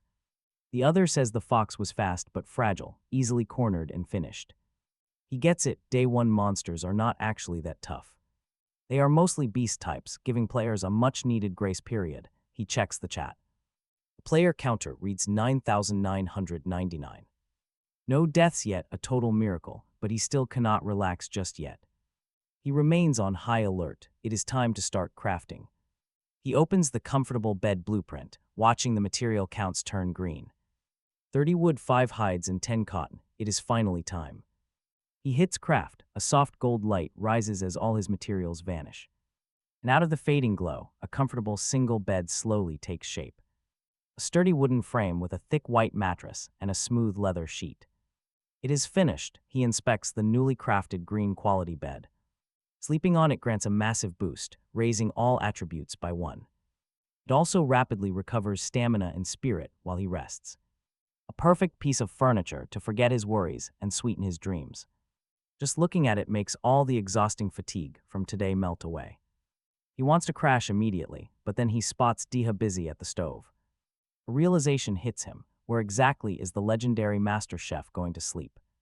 He cannot just leave a divine chef sleeping on the cold stone floor. Diha catches his concerned look, offering a kind smile, telling him not to worry. Special summoned beings like him do not actually require any sleep at all. Still, he points a ladle at the cave wall with a mysterious grin. He warns that tonight he must stand guard inside the cave. Guard, but isn't this place supposedly safe unless they are actively mining? The chef just smiles, wipes his ladle, and says he will understand soon. Those words send a cold shiver down his spine as the hours pass. Soon his focus is entirely captured by the rich aroma of braised pork, bubbling away in a sweet soy sauce that looks as thick as honey. Each cut of pork belly is perfectly glazed, shimmering, and impossibly tender. The mouth-watering scent fills the entire cave. Master Diha scoops up a piece. Offering it to him to taste, ignoring the intense heat, he takes a bite. The skin is sticky, fat melting instantly, savory lean meat bursting with flavor. It is an absolute flavor explosion, out of this world delicious. Tears of pure joy almost well up. He has never tasted anything this good. He quickly devours the meat, pulls out some dry rye bread, and tears it open. He tears it open, dipping the pieces right into the thick, bubbling sauce in the pot. The hard, coarse bread quickly soaks up all the rich meat juices, softening instantly. It becomes soft and incredibly flavorful, and he devours an entire loaf like a whirlwind. All his fatigue and the deep muscle soreness from digging vanish without a trace. Dahai takes a piece of bread and eats slowly, clearly enjoying his own cooking. Right now, the gloomy tunnel no longer feels so cold and dark to them. Instead, it is filled with warmth and delicious aromas, feeling just like a real home. As he enjoys this rare warmth, a sudden system notification rings out. It rings inside every survivor's head, announcing that daytime adaptation is over. Night is about to fall, and even though they are deep underground, unable to perceive the passage of time, the system has made adjustments. When night falls in the caves, the brightness of the ceiling crystals will drop down to 20%, and the system wishes everyone a pleasant time, interacting with their supposedly friendly neighbors during this quiet, dark night. That final sentence, with its incredibly creepy tone, sends a sudden shiver. Straight down his spine and looking up, he sees the ceiling crystals rapidly dimming. The dark tunnel grows murky as visibility drops, plunging every corner into blackness. An eerie, suffocating pressure fills the air, and the regional chat channel instantly explodes. Panicked players ask why it got so dark and what those friendly neighbors are. Many feel completely creeped out, while others loudly curse the broken system. They had to mine all day, and now they are facing pure terror at night. A few try to calm the crowd down, hoping it is just harmless dusk. But then an analytical player points out the system's suspicious choice of words. Those friendly neighbors are definitely hostile creatures coming to hunt them tonight. They could be terrifying monsters, or perhaps something even worse. This dark warning splashes like a bucket of freezing water over the players. Hysteria spreads through the chat like wildfire as they realize monsters could invade. If monsters dig through, they are doomed, and many do not even have weapons. They offer up precious food just to survive, weeping that their pickaxes broke. Without weapons or supplies, they desperately fear they will starve or be eaten alive tonight. The channel fills with wailing, and reading it makes his own heart sink. He finally understands why Dahai wanted to stand watch in this harsh world. There are no safe zones, and the dark night is where the real test begins. Yet amid this crazy panic, our guy sees a golden opportunity. Think about it. He glances at his rusty dagger, with an attack power of just 1 to 3. Since he cannot use the longbow yet, this useless rusty dagger is just trash to him.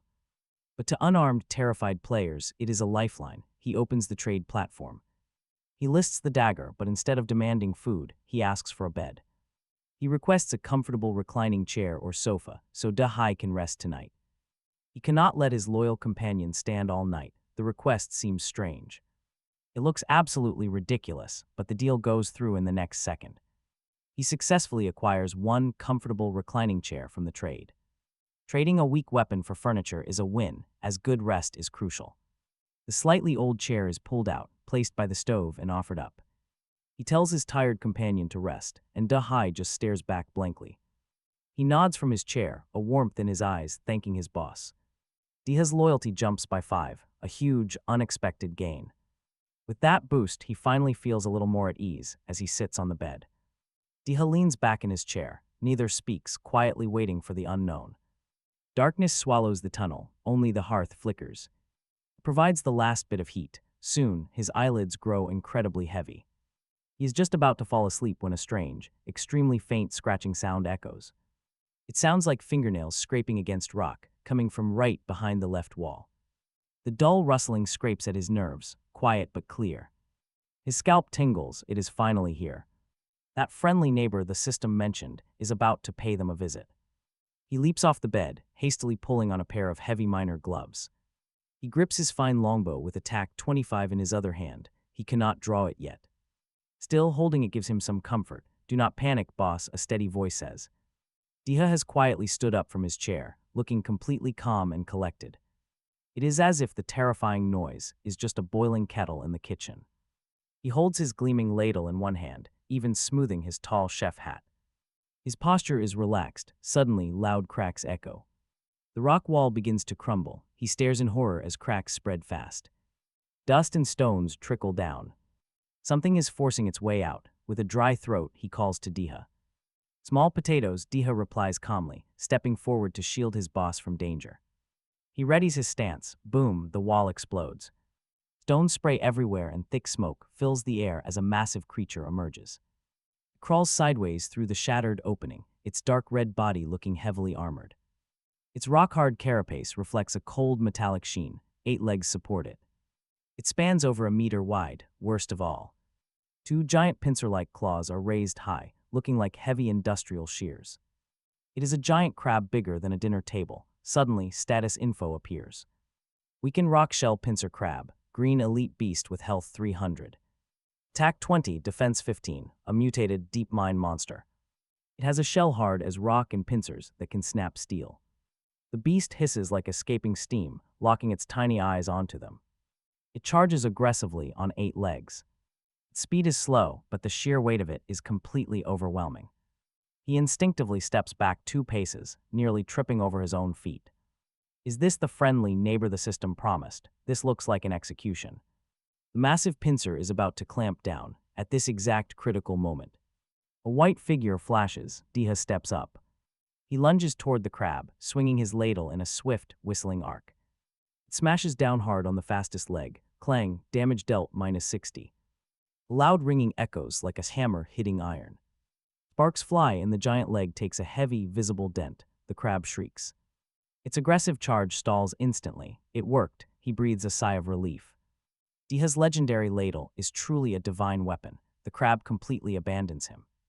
2-legged beast that dares provoke it, snapping its massive pincers right down on Dahi's head. If that connects, his head turns to rotten watermelon, but his face remains completely calm, even remarking that the archer's luck is pretty terrible. And this monster is pretty troublesome in the early game, with a flick of his wrist. He shifts the ladle from attack to parry, intercepting precisely at the pincer. Joint clang, another ear-piercing clash. He doesn't budge, but the crab is forced back. Dahi whispers that it's a good opportunity, quickly shifting his feet, closes the distance instantly, and his ladle comes alive, transforming into streaks of silver afterimages, unleashing a complete tempest on the crabs. Vulnerable leg joints, clang clang clang clang, -48, -46, the clanging is nonstop like a blacksmith forging iron as the health bar drops and drops. Talk about a total shock. This is no ordinary kind-hearted cook. He's a deadly master. Every strike is precise, efficient, and lethal. Each movement effortlessly evades any counter. The ladle he's flipping is the most terrifying weapon the archer has ever seen. Crack after several heavy blows. The leg can no longer support the crab and snaps off, its massive body tilts, balance completely shattered. Now Dahi's eyes flash with a sharp glint, seizing the opening. He leaps high, gripping the handle with both hands to pour all his strength into it. Like Mount Tai pressing down, he smashes onto the center of the back shell. Thud, -87, the indestructible carapace spiderwebs with cracks under the heavy impact. Green liquid gushes out as the crab twitches. Its raised pincers droop limply. The remaining legs go soft and it collapses. Motionless, battle over. Dahi lands lightly, retracts his ladle and spins it stylishly in the air. He glances at the green liquid staining it, frowning slightly. He pulls a clean rag from his pocket to wipe it meticulously, muttering that it's dirty, so he'll have to scald it with boiling water back home. The archer stares blankly, looking at the longbow in his hand that he didn't even get to draw. Mouth wide open, he can't utter a single word, silently putting the bow back into his backpack. With Master Dahi around, his weapon seems to have absolutely no use. The crab's corpse vanishes, leaving a severed leg and two soft glows, a giant crab shell phantom, and a green glowing treasure chest. Our hero rushes over in 3 steps, not caring about the sticky green liquid on the ground. Master Dahi is just too fierce. No, seriously, this is a completely unfair stomp. The archer had been worrying about their friendly neighbors, yet this beast was completely solved in under 10 seconds. With one move, just routine, Dahi shrugs, wiping the ladle clang and returning to his kind cook persona, as if the beastly warrior who swung that ladle with such absolute power was just an illusion. He tells the archer to take the spoils since he's only interested in ingredients. Unfortunately, this thing doesn't look very appetizing, and he pokes the crab shell phantom with his ladle, shaking his head with a chef's disdain for bad ingredients. Our hero chuckles and stops being polite, reaching for the phantom first. A notification appears. Giant crab shell ×1, a carapace over a meter across, shimmering dark red, lands in his backpack, heavy and substantial, right next to the green chest. Glowing alluringly from an elite drop, the items should be great. Deep breath, press a click, a green flash, and a single blueprint glows faintly inside. A notification pops up. He obtained 1 crab armor upper body blueprint. He pulls up the details for the green grade upper body crab armor. It boosts defense by 25, strength by 2, but drops agility by 1. Crafting requires 1 giant crab shell, 3 rags, and an iron ingot.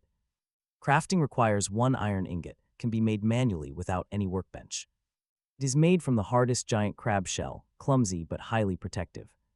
Wearing it might make him brave enough to provoke an enraged wild boar. Defense +25, strength +2, his current t-shirt from the white chest. White chest has virtually no defense, 25 defense in a single item, Dijez Chef. Uniform set equivalent to fine leather armor only totals 25. This single piece is equal to 2 of his. Losing 1 agility is negligible. At this stage, survival is paramount. If he is tough enough, he can easily afford to run slower. Even better, his crafting materials are fully complete. Fortune is definitely on his side. Without hesitation, he opens the crafting interface to find the crab armor. All his requirements are met, and he quickly hits craft in a brilliant flash. The giant crab shell, rags, and iron ingot in his backpack instantly vanish into spinning light particles. Before him, a rugged piece of armor begins to form. Its dark red half-body shape carries a primitive and rugged beauty.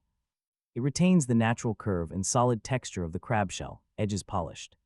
Smooth, sturdy rag strips are woven into straps with a small iron heart guard. Reinforced right at the chest, it looks incredibly crude, thick, and indestructible. As the bright light fades, the heavy armor clunks onto the ground. He eagerly picks it up, and the statistics pop up before him. It is green-grade armor, offering 25 defense, +2 strength, -1 agility. No equipment requirements, described as hard, thick, and safe. He is now the toughest guy in the mine tunnel. He equips it, and the armor dons itself. It feels heavy and solid from chest to back. Movement is slightly restricted, but The sense of absolute security is unmatched. He throws a few quick punches. Feeling noticeably stronger, his panel refreshes. Jinmo's strength has risen to 11. Thanks to his gloves and armor, his agility drops down to 8. With 8 constitution, 9 spirit, and 25 defense, strength breaks the 10-point mark. His defense goes from 0 to 25. Talk about a massive upgrade. Tougher than ever, DJ asks with a smile how he feels. Jinmo pats his hard chest. Plate making a dull thump. He tells DJ that if another big crab attacks, he could go toe-to-toe with it. Of course, it is just an illusion, but his confidence is higher than ever. Sturdy shelter, comfortable bed, a powerful companion, and solid armor. Step by step, he is building a safe fortress in this dangerous mine world. Feeling great, he reopens the regional chat channel. He has not dared look since nightfall, curious about his other neighbors. Instantly, countless desperate voice and text messages flood the glowing screen. The channel is a sea of wailing. Player 4515 begs for help, cornered by a wolf with a broken pickaxe. Player 534 sobs about a green snake offering food for an antidote. Player 7657 curses after meeting a green elite unicycle chainsaw robot that took his leg. Cut off. User 6553 reports multiple white-grade goblins. They are hurling rocks at his wall. A hole forms, then collapse. 9697 tries restoring order. Calm down. The terrain trap them in corners. Throw everything. Desperate pleas and shrieks flood the screen, painting a picture of absolute doomsday chaos. He scrolls through the feed. After dark, these neighbors are incredibly diverse. Lucky players face normal beasts like wolves, boars, and venomous snakes. Dangerous but manageable with a weapon, calm nerves, and good terrain. Most only have starter pickaxes or stones, barely surviving their encounters. They pay for their slim victories with horrific injuries. The unlucky ones face mechanical beasts or elite monsters that are completely unsolvable right now. One user posts that when his wall cracked, he saw a monster resembling a fleshy mass covered in eyes. A single look almost drove him completely insane. Despair reigns. He touches his own cold crab armor, then watches Diha meticulously cleaning the kitchen stove. He is reminded of that old quote about how human joys and sorrows are never truly shared in a world of sudden death. Just surviving takes every ounce of energy a person has. His only option is to grow stronger, keeping himself and his companions safe. But through the weeping, he spots a few counterkill posts.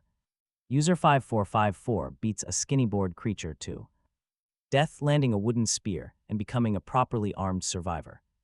User 8554 slays a glowing green slime.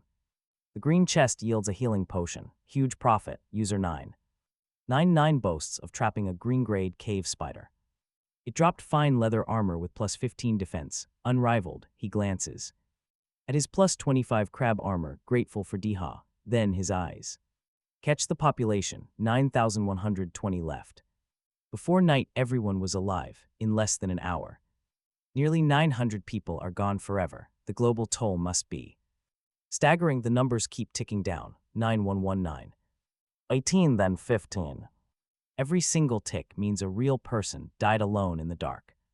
This mining world, so peaceful by day like some online game, shows its true, monstrous face the moment darkness falls. This is real, ruthless survival. The smile completely fades from his face. Replaced by grim reality, he is stronger now, but this world is far more terrifying than imagined. He asks Diha in a low voice if those giant pincer crabs are common, wiping down his ladle. Diha treats the kitchen utensil like a timeless work of master art, replying without looking up that its true name is the rock-shelled pincer crab, a weaker nocturnal invader sporting a highly durable carapace, but fragile joints and slow speed if one targets the weak spot. The beast goes down easily. He pauses, noting there are many other nighttime invaders, some far weaker, but others infinitely more deadly. Times stronger, they are drawn to light and the scent of living humans. The more people gathered in one tunnel, the harder those beasts swarm, so there is no truly safe haven at night, only slightly less dangerous ones. He looks at the chat channel, watching players get torn apart by savage wolves and snakes. And goblins, remembering that massive, table-sized crab, his heart fills with deep, complicated dread. Complicated emotions. Thanks to Master Diha, his starting point is already incredibly high. compared to others, but those words are a cold splash reminding him this is just the beginning. The heavy, oppressive silence drags on as the screams fade, and he stares at the survivor counter. The red digits settle at 9,012 of 10,000. Then a cold, robotic voice echoes in everyone's mind, a global announcement. It congratulates them on surviving the first visit from their friendly neighbors, reminding them this was just a quick taste of the dangerous night. From now on, these terrifying neighborly house visits will happen completely at random, though fortunately, to let them get some rest there will usually be just one wave. Now their performance will be rated and rewards handed out. It signs off wishing them luck to stay alive. That last message carries a hint of mockery, making every relieved player's heart sink. Random attacks. How is anyone supposed to survive this before he can even process the news? A regional notification pops up, congratulating player B29527 for taking first place in the regional defense. The details are visible only to him, ranking first locally, but over 700,000 globally. His reward is a single blue treasure chest, with a message urging him to excellence. Talk about hitting the jackpot, first place in a blue chest, but then he checks the global ranking and freezes, over 700,000, a total joke. He ignores the chat. Diha took down that massive crab with complete ease, absolute control, and flawless skill, yet his own global ranking is still over 700,000. Cold sweat breaks out. This means that among hundreds of millions of players worldwide, at least 700,000 performed better than Diha. How did they get S-grade combat talents at the start, or pull god-tier weapons from gold chests, or like him, did they have special talent summoning cards? This harsh world is far more treacherous than he ever imagined. He takes a deep breath, pulling the glowing blue chest from the void. There is no time to waste on doubts. Getting stronger is his only path to survival. This is the second blue chest he has obtained, and since it is a direct system reward, its value must be incredibly high. He glances over at Diha, who is meditating with closed eyes and silently prays for a powerful talent to help ease the burden on Master Diha. He really does not want to rely on a chef with a ladle to fight monsters. Every single night, taking a breath, he presses the lid and opens it. With a click, he peers inside eagerly. He sees two items, a glowing blue card and a brilliant emerald spear with a dangerously cold tip. There is no flashy talent summoning light, leaving him slightly disappointed but still drawn to the loot. He inspects the card first, a mine tunnel expansion card of rare blue quality. It permanently expands his initial shelter size by 10 square meters, claiming that more space brings more possibilities. A private bathroom might actually be on the horizon now. Not bad. His current mine tunnel is 50 square meters. Adding 10 more makes the space far more generous, leaving plenty of room for a furnace, a workbench, and whatever else he builds in the a great strategic weapon. Next is the green quality fine piercing spear. A green polearm. Attack power is 15, range +1. It looks beautiful, perfect for striking safely from a distance, much weaker than that unpullable longbow, but it has no usage threshold. That extra range is incredibly practical. Tailor-made for him. With this and the crab armor, he has some actual combat power, not his dream talent, but still useful. Extremely practical. He curiously asks Diha about the drop rate for a special card from this blue chest, without even opening his eyes at all. Diha replies calmly. He states that the exact probability is 0.00001%, 1 in 10 million. He realizes how lucky he was to summon Diha, not just lucky. He is basically the system's golden child, and luck is indeed power. He stops overthinking. Time to use the blue expansion card first. As it activates, a low hum echoes through the shelter.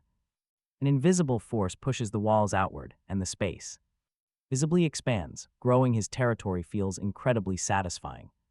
Now the spear. It feels slightly heavy in his hands, but the length is perfect. Paired with his crab armor, he looks like a real warrior. Not a rag picker anymore. Outside the tunnel, everything is silent. The remaining night passes in peace. The crystal glows at 100% brightness again.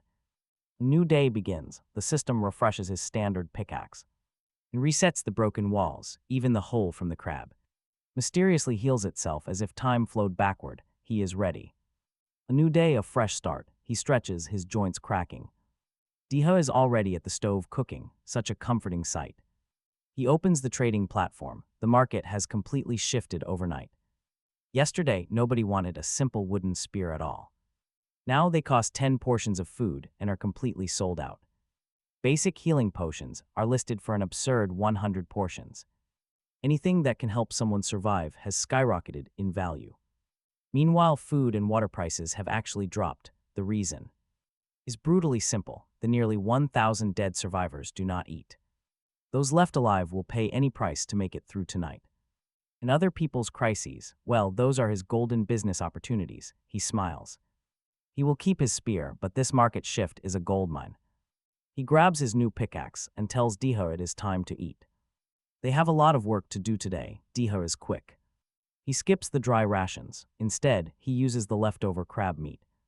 He skillfully shreds the meat, seasoning it with some secret spices. He pan-fries it to a perfect golden brown, adding toasted bread. A fragrant, delicious sandwich is ready. Diha proudly serves him. This is the Lucky Rock crab sandwich. He insists he tries it. Usually this crab meat is too tough and terrible for cooking.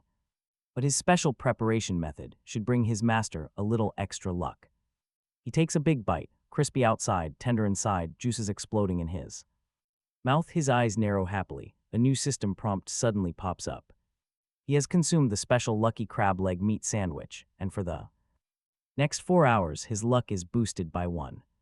Yesterday's heavy fatigue is gone. His body overflows with strength, making the air feel fresher. He decides not to rush to mine just yet, sitting on the expanded open ground to access the crafting screen. His goal is a smelting furnace. This is the first crucial step toward industrialization to widen the gap.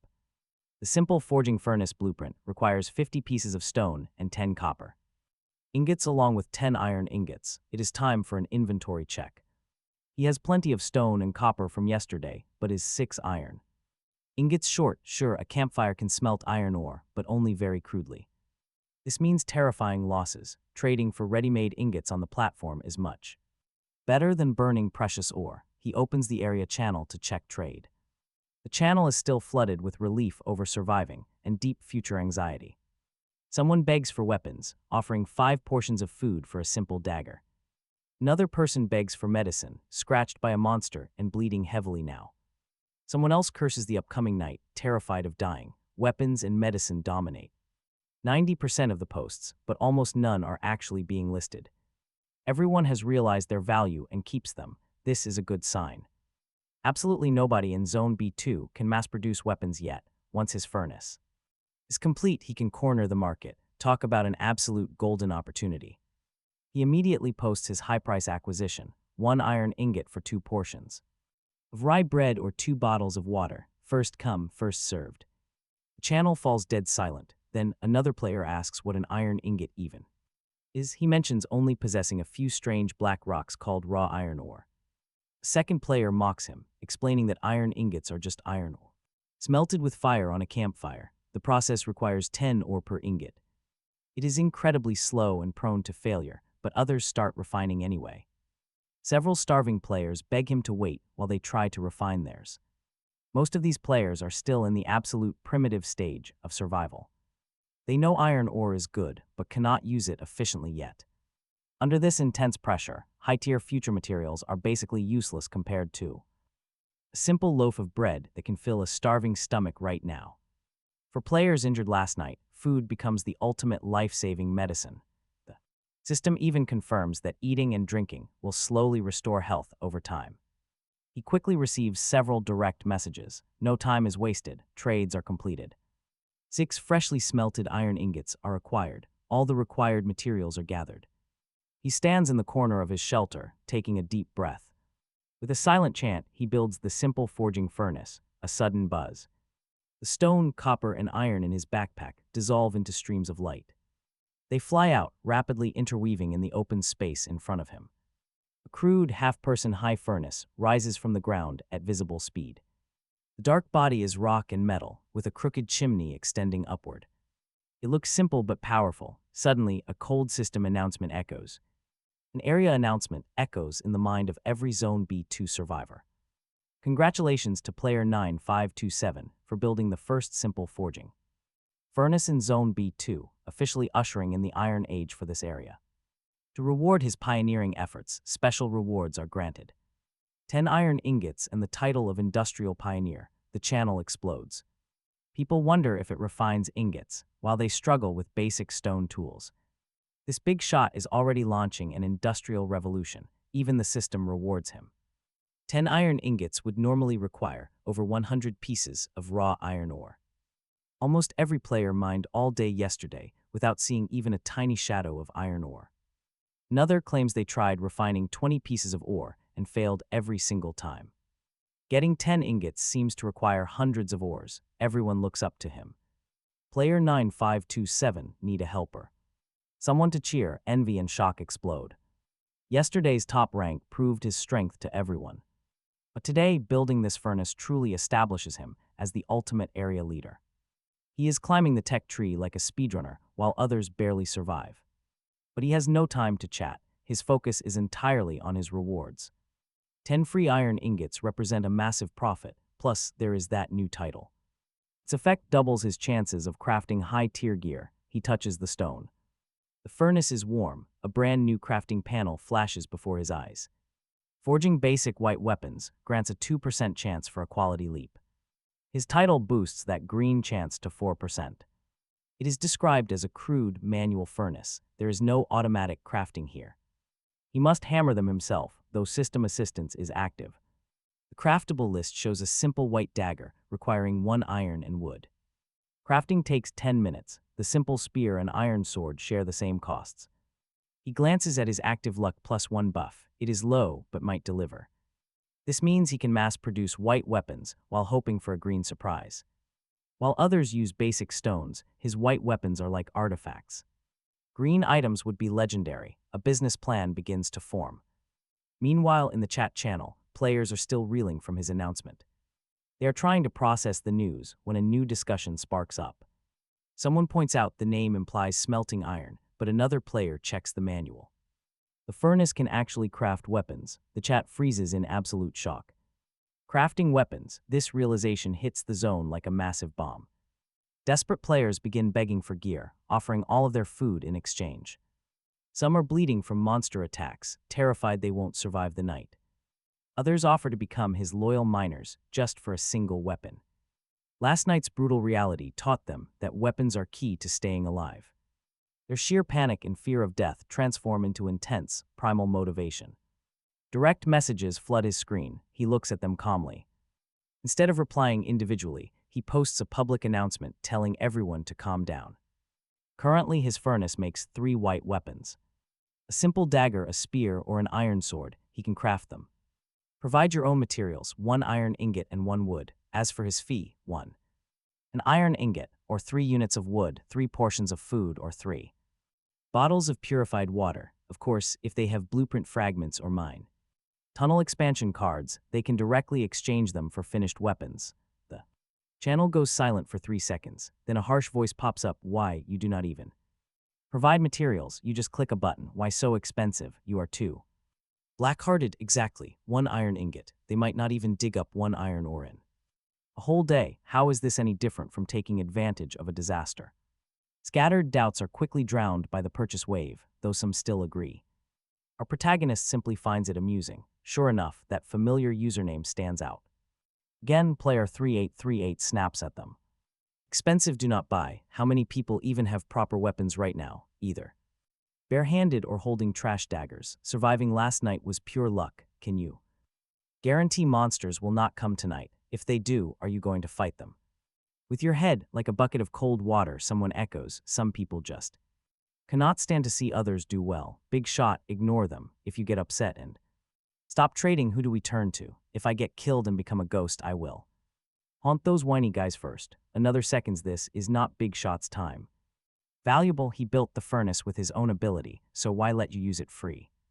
Another adds, if you do not want to trade, get lost. Do not delay us. Public opinion instantly reverses. Dissenting voices are completely gone. Our hero watches with amazement. 3838 always defends him. Looks like he needs to reward him. He DMs 3838 directly. What weapon do you want to make? The first one he will make for free. The player on the other end is clearly stunned, taking several seconds. He replies, excited and incoherent. Big Shot, really? I want a long sword. I will send materials right away. Soon, our hero receives the iron ingot and wood via trade. He walks to the furnace, throws materials in, and begins to forge. Fire blazes. He holds the forging hammer. Clang, clang, clang echoes through the tunnel. Minutes later, the hammering stops abruptly. Suddenly, a vibrant green light shoots up from the furnace mouth, illuminating the shelter in green. He steps forward, and inside the fire, a long sword lies quietly, entirely emerald green. Its tip gleams with piercing cold light. Excellent sharp long sword, green quality, attack 15 to 25. Special effect, sharpness +2, adding 5 fixed attack power. Holy crap, he himself is astonished. The very first batch triggers that low chance and even. Comes with a top-tier attribute. The luck +1 buff is just too powerful. The quality is great, but its range is short and less safe than a spear. He sends the freshly forged green longsword to 3838 via private trade, telling him he has a 2% chance to produce green equipment. Please help spread the word. The next second, his private chat floods with 3 massive holy crap messages. Holy crap. Big shot, is this a green weapon? Attributes are too awesome. I am Kautwing too. You are my second parents. He replies calmly, just good luck. Our buyer, still immersed in the surprise, pours out boundless admiration. Then, without word, posts the attribute illustration to the regional channel with a caption. Brothers, freshly forged long sword from Big Shot, 9527. Big Shot says he has a 2% chance to trigger a quality leap in forging, directly producing green equipment. I am the lucky one, a drop of water in hot oil. Zone B2 explodes with excitement. A green weapon with +5 attack is massive. A basic starter knife only has 5 attack. Even with a 2% chance, players are desperate to gamble. They offer all their hard-earned materials, begging him to forge just one weapon. Desperate shouts fill the chat as players offer double the fee just to go first. Some even offer rare blueprint fragments just for a single chance at crafting.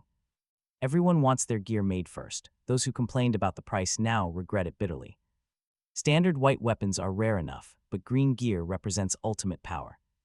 Landing just one lucky craft could easily make someone the strongest player around. Countless trade requests and private messages instantly flood his system interface. Doubts vanish completely, but as he prepares to start, a highly practical issue suddenly stops the young man in his tracks. How can he keep this manufacturing business fair if the furnace gets a lucky streak? If green weapons drop, who actually gets them? If 10 players line up with materials and he smelts a batch, who gets the high-grade green sword that pops out, the first person or the 10th? If a different player wanted a sword and a green one appears, would the others accept it? No way. Human nature is fragile, especially in a brutal world of life and death. He has absolutely no desire to paint a massive target on his back over this. While he is worrying, a cold system notification suddenly flashes before his eyes. Player B29527 is detected starting a forging service. To keep things completely fair, a new lease function has just been unlocked. This feature allows him to rent out his special crafting facilities. Other players can pay a small fee to use his furnace or workbench. The rules are straightforward. First, he gets to set the rental price himself. And the best part is that the system takes absolutely zero cut from his earnings. Second, each tenant operates the building independently during their rental period. Whatever they forge goes directly into their inventory, keeping him out of it. Third, to protect the machinery, tenants can only craft one item per lease. Afterward, the facility enters a 30-minute cooldown. Fourth, he can still craft using the furnace himself, though doing so will consume double the fuel. Fifth, unlocking this brilliant function only costs 10 units of food or water. His eyes widen in delight. This is the ultimate solution handed right to him. The renting system completely eliminates every potential dispute before it even starts. He can just rent out the furnace. Whoever pays gets to use it. Whether they craft god-tier gear or complete trash is entirely down to luck. Just sit back and watch the profits roll in. He activates it immediately. 10 units are deducted and a gold button appears. Clicking it, he sets the rates. Option 1 is 1 iron ingot. Option 2 is 3 wood. Option 3 is 3 pieces of food. The listing goes live, and the lease zone on the platform lights up. His incredible forging furnace stands proudly right at the very top of the list. The fair fees and 30-minute cooldown are clearly displayed for everyone to see. The furnace is now a literal golden goose, earning resources 24 hours a day. He proudly posts the announcement on the main channel for everyone to see. He sets up the lease zone, pay to use it right now. There is a half-hour cooldown. The entire chat channel explodes over this new feature. Players check and find it is real. 9527 actually did it. But someone else was too slow, already in use, who grabbed it. Too late, missed it. Now everyone is camping the lease zone. No one else gets the next cooldown. His lips curve upward in satisfaction. The first user paid 3 rye breads. A 30-minute cooldown means massive potential. He can rent it 48 times a day, earning a mountain of free supplies. Huge profit. Suddenly, he notices the furnace in front of him is completely quiet. It is already rented, but why is there no reaction? The rules explain it. During a lease, the owner can still use the building, but fuel costs double. What is leased is just a phantom right, never conflicting with his own crafting. Talk about double the joy. He takes the 10 iron ingots rewarded by the system. He gathers enough wood and starts his grand forging endeavor right then and there. Selling basic ingots is out of the question because it is too exhausting. The furnace guarantees success, but each ingot requires 10 minutes of manual hammering. No automation exists here. It is better to forge those ingots into actual weapons. He chooses a simple sword. The fire blazes, doubling wood consumption. Crisp metallic clangs echo through the air as he swings the heavy hammer. Meanwhile, the first lessee happily shows off his brand new simple iron sword. It has 5 to 15 attack, far better than a basic wooden stick. The other players watch with envy. Some even set alarms. He ignores the chatter as 10 minutes pass. Watch closely. His first sword is done as a dazzling emerald light erupts. It is brighter than the 3838 one. He rushes forward to inspect it. A beautifully shaped iron sword lies in the coals with patterns on the hilt. The blade glows with a faint green aura, revealing its fine quality. It has 15 attack and a special fury attribute with 5% critical chance. Critical hits will double damage, making it perfect for raw offensive power. He immediately forges more, working non-stop for an hour until all ingots are gone. His luck seems completely supercharged by the buff, yielding truly remarkable results. 10 ingots produce 2 fine swords, 1 simple sword, and several other basic weapons. He gets 2 green quality weapons, including the one with the fury attribute. The second fine sword is just as impressive with 15 attack points. It features a toughness attribute, adding an extra 100 durability points. One weapon is built for pure burst, the other for durability. Both are top tier. Seeing all that shiny gear in his backpack, he knows payday has finally arrived. Instead of listing them on the platform, he opens the regional chat to observe. The local players are still in a massive uproar over the furnace lease. Lucky users show off their white gear, drawing pure envy from the empty-handed. The entire B2 district is stirred up over this single furnace. Everyone knows that white weapons are now the bare minimum for survival. No weapon means you could easily be eliminated tonight. The timing is absolutely perfect. He clears his throat and sends the message he has been carefully preparing. His message claims he just forged weapons better than standard white tier. Stock is limited, so he puts everything up for auction to the highest bidder. He puts up the iron sword designs, causing instant hype over green weapons. 2 green weapons, that 5% critical rate easily one-shots yesterday's wolf.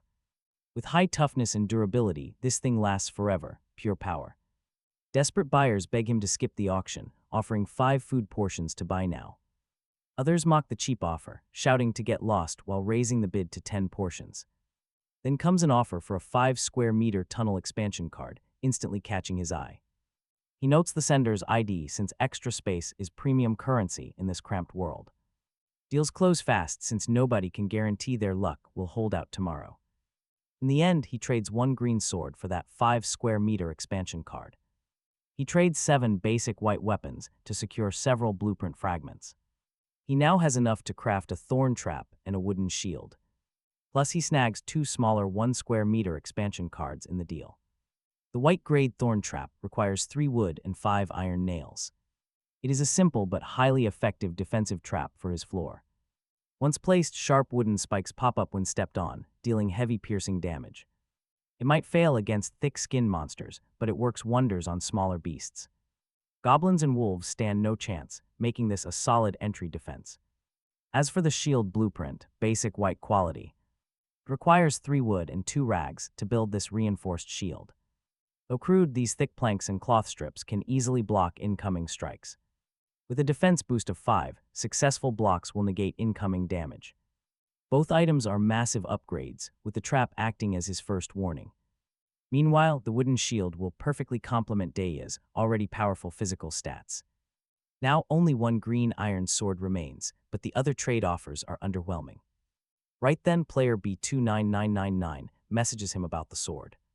He wants it instantly. Our protagonist remembers him as that insanely lucky player, the one who pulled a green axe on day 1. He replies that it is indeed still available.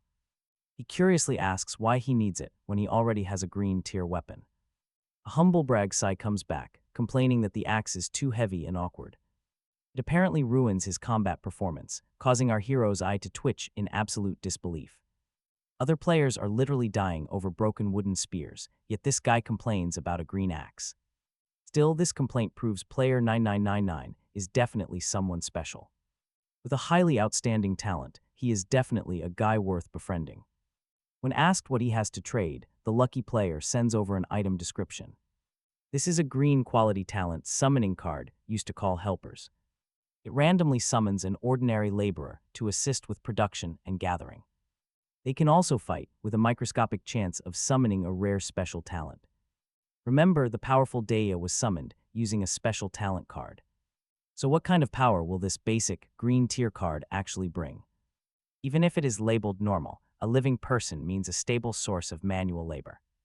He eagerly accepts the trade, then calls Deia over to get her opinion. She looks up from her reclining chair, squinting and curling her lip. Boss, she warns, whatever this thing summons will only be an ordinary human. They can help dig tunnels, but do not expect them to cook legendary meals. Sure, he is no master, but in a place with 0 manpower, any normal person is a treasure. 9999 sends more info. He got 2 of these summoning cards from a blue chest, used one himself, and summoned a builder named Dioku. He is strong as an ox with strength-boosting skills. But he eats a massive amount. Their current tunnel output barely feeds them both, meaning he cannot afford to feed anyone else. A friend with an intelligence talent also warned him, which he passes along now as a free bonus. Apparently, the more people in your tunnel, the tougher the monsters get. Blue chest luck is outrageous. Luck, someone else actually opened one besides him. His haul fed himself. And a strongman with surplus food, easily outperforming 99% of players. He has supreme luck. In stories, these are top-tier prospects. And he must build a relationship. He agrees, but says the card is worth more. Then his sword, he cannot just rip the guy off. He pulls out an energy drink from his backpack. With Deia around to handle the digging, it is useless. He might as well do a favor. The goodwill of a lucky player is worth it. He offers to add a bottle of energy drink, telling him that drinking it in battle completely cures fatigue, and to stay in touch if he finds good items. Calling him a generous boss, 9999. Clearly had not expected the bonus and happily trades. They quickly add each other as friends. Holding the glowing green card, he glances at his luck +1 buff, which is still active. Rubbing his hands, he is about to test his luck. Let's see who shows up. Blessed by Deia, he activates it. The card turns into spreading white light, revealing a tall, slender silhouette. She gradually becomes clear, wearing simple but perfectly fitted leather armor. A cascade of silver hair flows down, shining brightly, pointed ears peek out, clearly not human. When the light fades, she opens her eyes, revealing emerald green pupils as clear as a forest lake. A second later, she drops to one knee, right hand over her chest, and bows her head to him. Elf archer. Liana greets her master. Her voice is clear and sweet, like a breeze across lute strings. He stands there, completely shocked. Is this what they call a normal person, system? Do you have some kind of misunderstanding about the word normal? He quickly steps forward to help Liana up, feeling the cool texture of leather armor. He tells her there is no need for that. Meanwhile, he opens her status screen. Liana, an elven archer at level 1 who levels up through combat. Loyalty is 80, a born follower. Her health is 200, strength 11, agility 12, constitution 10, spirit 10, defense 5. Her passive skill is archery mastery. As an elf, she is a born sharpshooter. Using bows increases damage by 10% and accuracy by 50%. He inhales sharply. Her base stats are far below Deia's, but she's A ranged class with combat skills, a 50% accuracy boost is a built-in. Scope with her, he basically has a mobile defense tower on his side. He glances over at Daya by the stove, waving her giant ladle as she attempts to craft a new recipe. Then he looks at Liana, standing quietly and gracefully beside him. 1.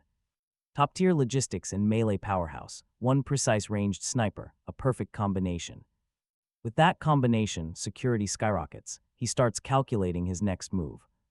He searches for isolated monsters to hunt, hiding his excitement from Leona. Telling her she will do great, he hands over the green longbow. She accepts it, her fingers gently brushing across the wooden frame with nostalgia. Confidence shines in her emerald eyes. Without a word, she draws an arrow. She knocks it, drawing the bowstring back like a full moon in one fluid motion. In her hands, a simple arrow feels alive before she lets it fly. The projectile leaves the string, turning into a barely visible, high-speed blur. It strikes a tiny protrusion on the rock wall 6 meters away, burying itself halfway.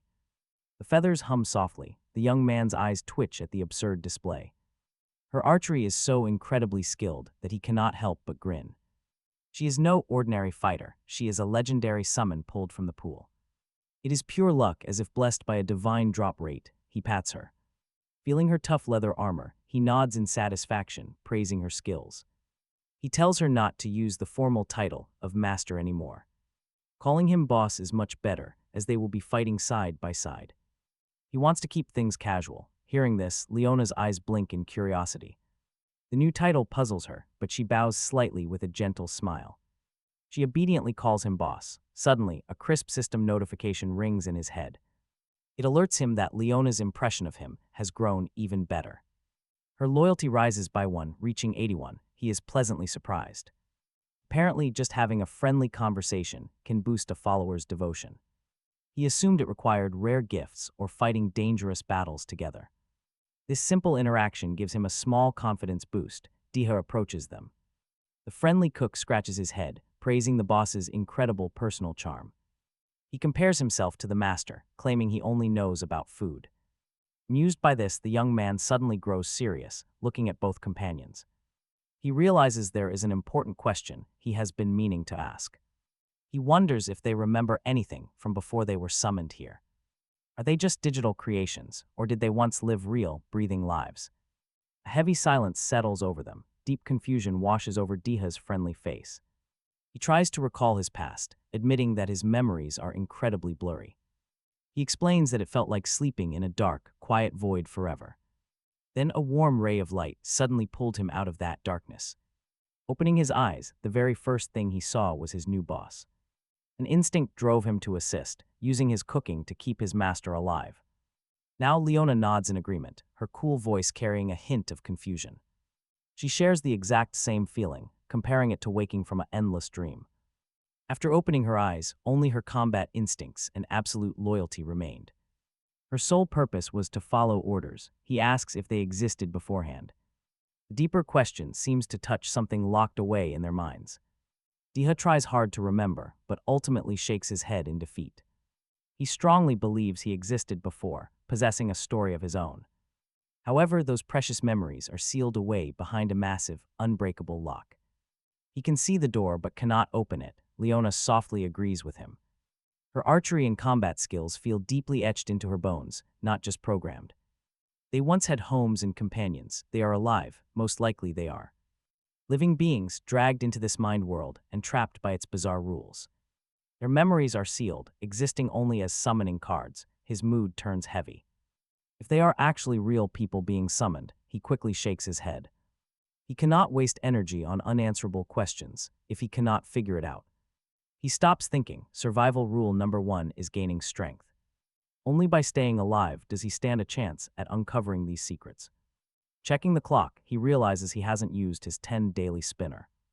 Recycle attempts. It is a critical skill that yields crucial resources daily. He cannot waste it. He opens chat to trade for electronics. He usually offers food or water, but before he can even post, the channel explodes with a screenshot. Someone posted a dagger. Green tier vampiric dagger boasting 1522 attack. Its special attribute is life steal +1, restoring 1 health point per hit. The guy gloats, brothers, I got this using big shot 9527s. Smelting Furnace, a green weapon with life steal. He can face monsters head-on now. The channel instantly explodes. A life steal weapon, absolutely insane.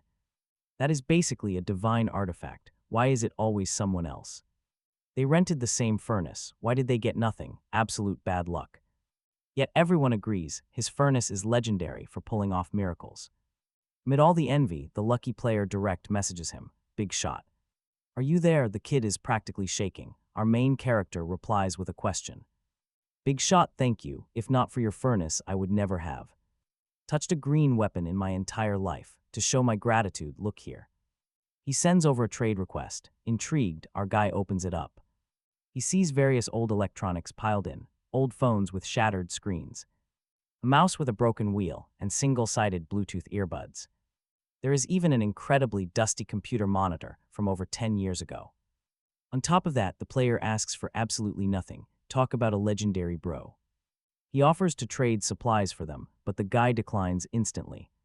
Big shot, renting out the furnace was already a massive favor, he says. Dagger is worth way more than all of these small items combined. If the big shot does not mind this junk, please accept it out of respect. From now on, he will save all salvaged junk for him, seeing this sincerity. He feels a bit touched. Some people actually still understand gratitude here. He accepts the tribute. One man's trash is his absolute treasure. He tells the kid thanks and to prioritize trading with him in the future. He closes the chat and looks at his brand new pile of recycling materials. He feels great. It is time for the spinner to do its magic. The familiar red cartoon phone Phantom appears, spinning around happily. Task received, evaluating the mouse. Low value, low tech, high integrity. Recycle successful. Option A offers 1 rye bread. Option B is a white chest. Since basic resources are plentiful, he does not need food. Right now, he is hunting for blueprints and unique chest items. He chooses option B, 1 white chest acquired. Time to keep going. Checking the electronics, his luck is completely gone. Today's 8 chest picks yield only 10 white chests and basic rations. Outrageous luck, the keyboard is actually a hidden weapon. A common white item, its attack power is only 5. Yet the ridiculous description claims 1 key can open heavenly gates. It is an exclusive weapon. He prepares for his final daily recycle. Suddenly, a desperate message arrives from B21435 asking for help. The player urgently needs a weapon because a monster broke their tool. They cannot fight back and know he has been collecting luxury goods.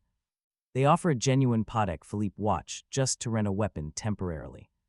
They promise to return it afterward. That brand is pure luxury. It is the king of watches. Even basic models are worth fortunes. Imagine finding that in a wasteland. The player's desperation sounds completely genuine. He can practically hear the grown man crying on the other end, his finger hovering. While he is no saint, absolute profit makes this trade worth it. Lending a cheap keyboard for a high-end watch is a no-brainer. The keyboard is sent. He demands the watch, keeping it direct and simple. Almost immediately, the trade request pops up as the buyer agrees instantly.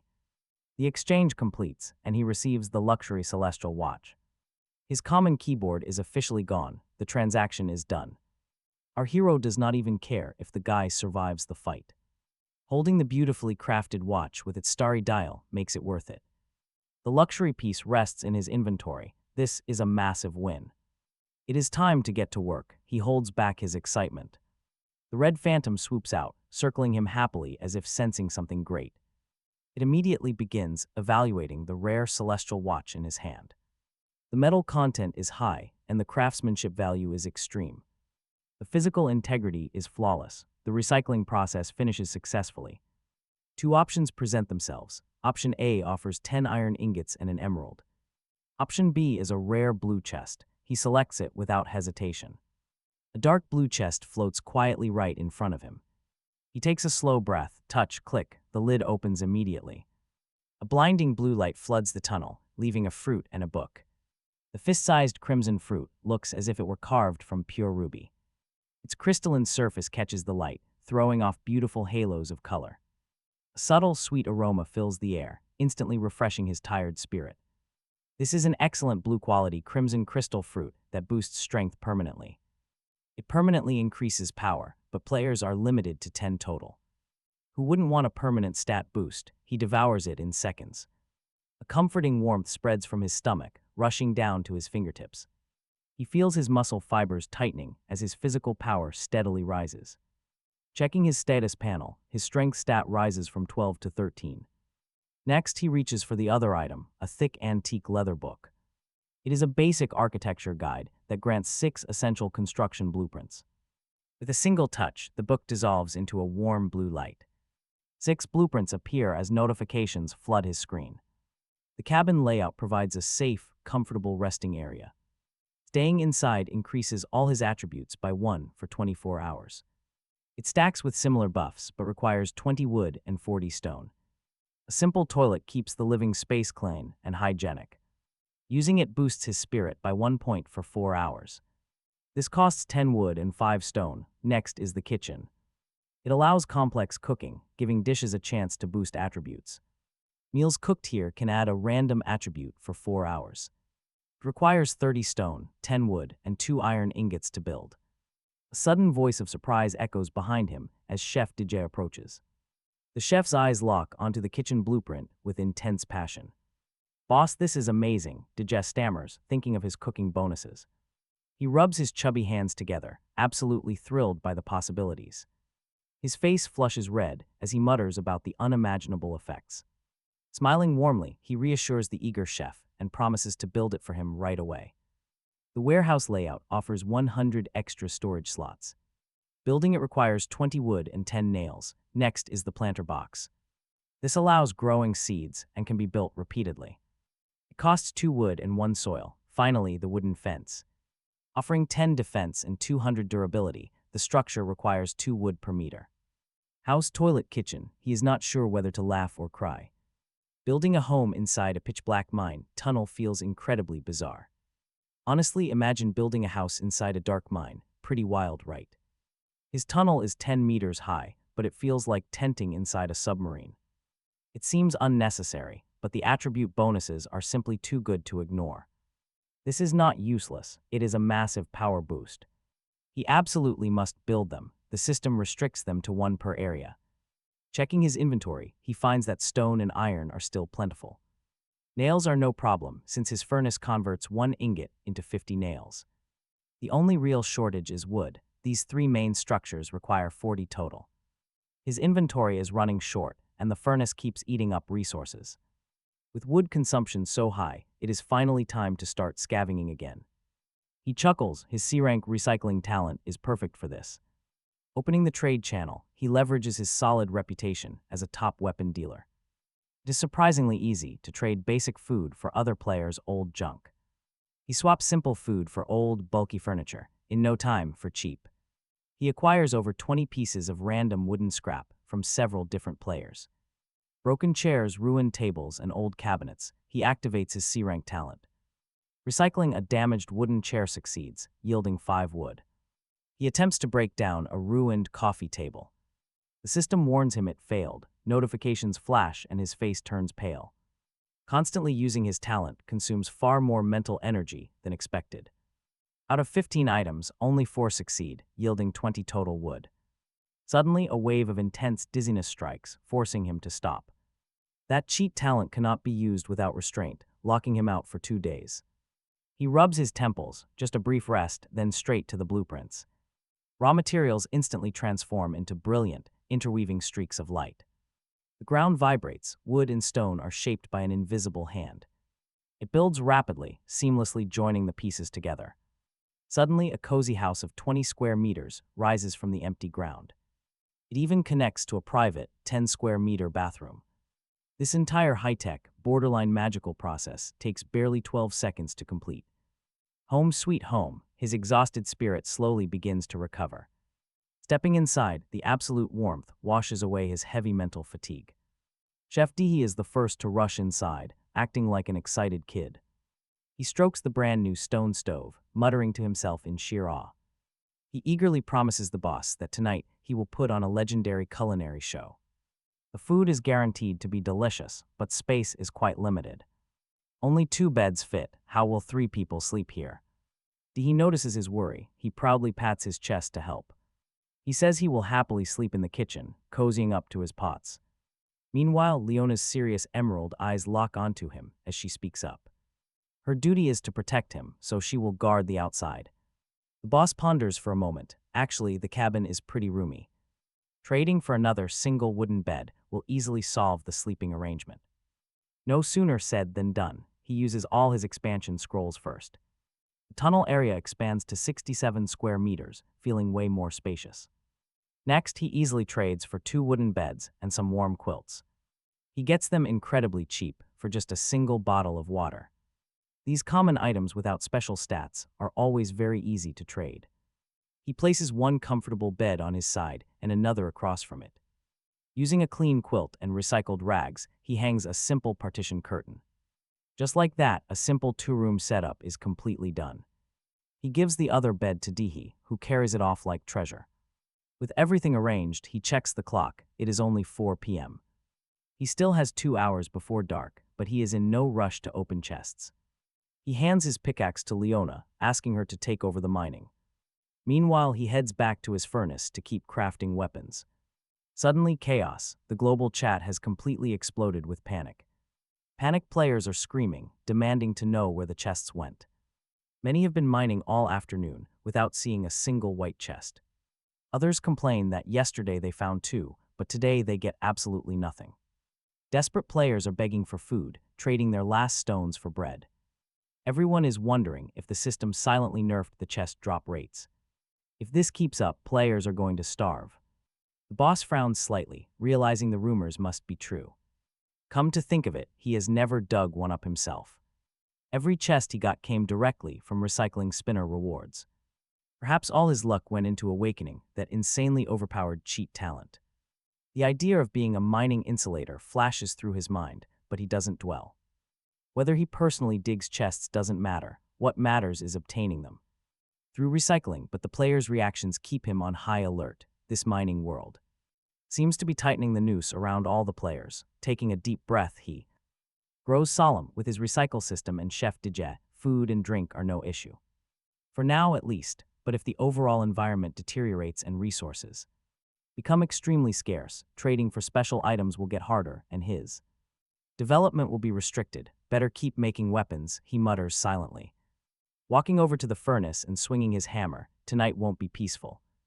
After finishing a batch, he rests briefly, then takes over the digging himself, mining stone and ore relentlessly. Suddenly, he swings his pickaxe and with a loud crack, the rock wall in front of him doesn't crumble like normal. Instead, it collapses inward, revealing a pitch-black cave entrance, deep and completely devoid of light like a giant beast's open maw. He stops instantly, talk about a bad feeling. If a monster were inside, it would have roared and rushed out. He doesn't advance rashly. He opens his list to find B29999, asking if his buddy has ever dug up a mysterious black cave entrance. The friend replies instantly, sounding shocked, asking what he means by a black hole, telling him to wait while he asks a friend with an intelligence talent. From another zone, moments later, a screenshot arrives explaining that it's an instance, an independent space formed by tunnel collapses or rare geological structures. The internal environment, monsters, and resources are completely different from the outside world, containing chests that yield incredibly rich rewards. These include material instances, monster nests, or traps. There is a warning. After entering, players are temporarily cut off from the outside world and unable to use any chats. His friend warns that the source's talent could only detect this much. His luck is absolutely incredible, but who really knows if this is good or bad? He asks why nobody has mentioned this in chat. His friend remains silent for a moment, then sends a chilling reply, saying maybe some people have dug them up, but those who went in never got a chance to speak. A cold shiver runs down his spine. This world was never a gentle game. Death is the norm. After thanking his friend, he closes the message window.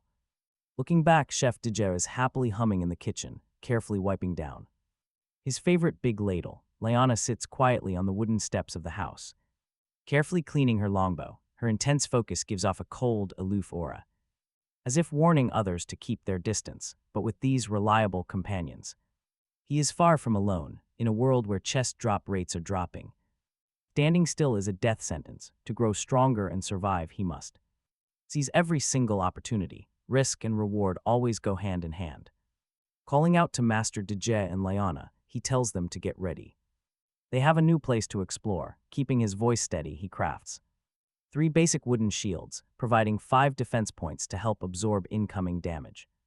They are crude but better than nothing. Chef Deje excitedly asks if they are going to find new ingredients. Deje's eyes light up as he grabs his ladle. With absolute enthusiasm, Liana silently stands up, strapping the shield to her arm.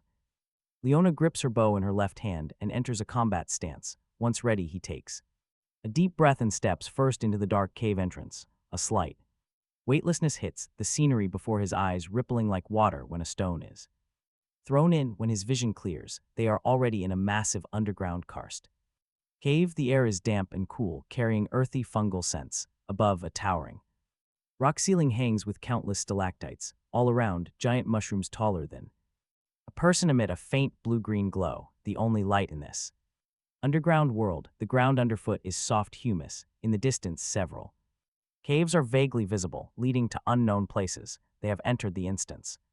Wailing Cavern, he mutters. Honestly, names like that are never good news. Spear in one hand, shield in the other, he surveys cautiously, about to pick a direction when a long, mournful wolf howl erupts from the thicket beside them. Without warning, a dark shadow leaps out, revealing a giant wolf like a male lion. Gray-black fur and blood-red lantern eyes are fixed right on them, wailing. Dreadwolves, green-grayed elites, beast race, 500 health, 30 attack, and 10 defense. Their frenzy skill makes them terrifying visitors of the Wailing Cavern. A prolonged confined environment has made them savage, their fangs and claws easily tearing through any defense other than steel. An elite monster, his pupils contract. He adopts a defensive stance, spear pointed at the Dreadwolf, but someone is faster. Take the shield, Deje roars, surprisingly moving first. His massive body erupts with agility that belies his size. The simple wooden shield whistles through the air and slams squarely into the wolf's face. Bang, -96. The menacing wolf is dazed by the shield bash, stumbles,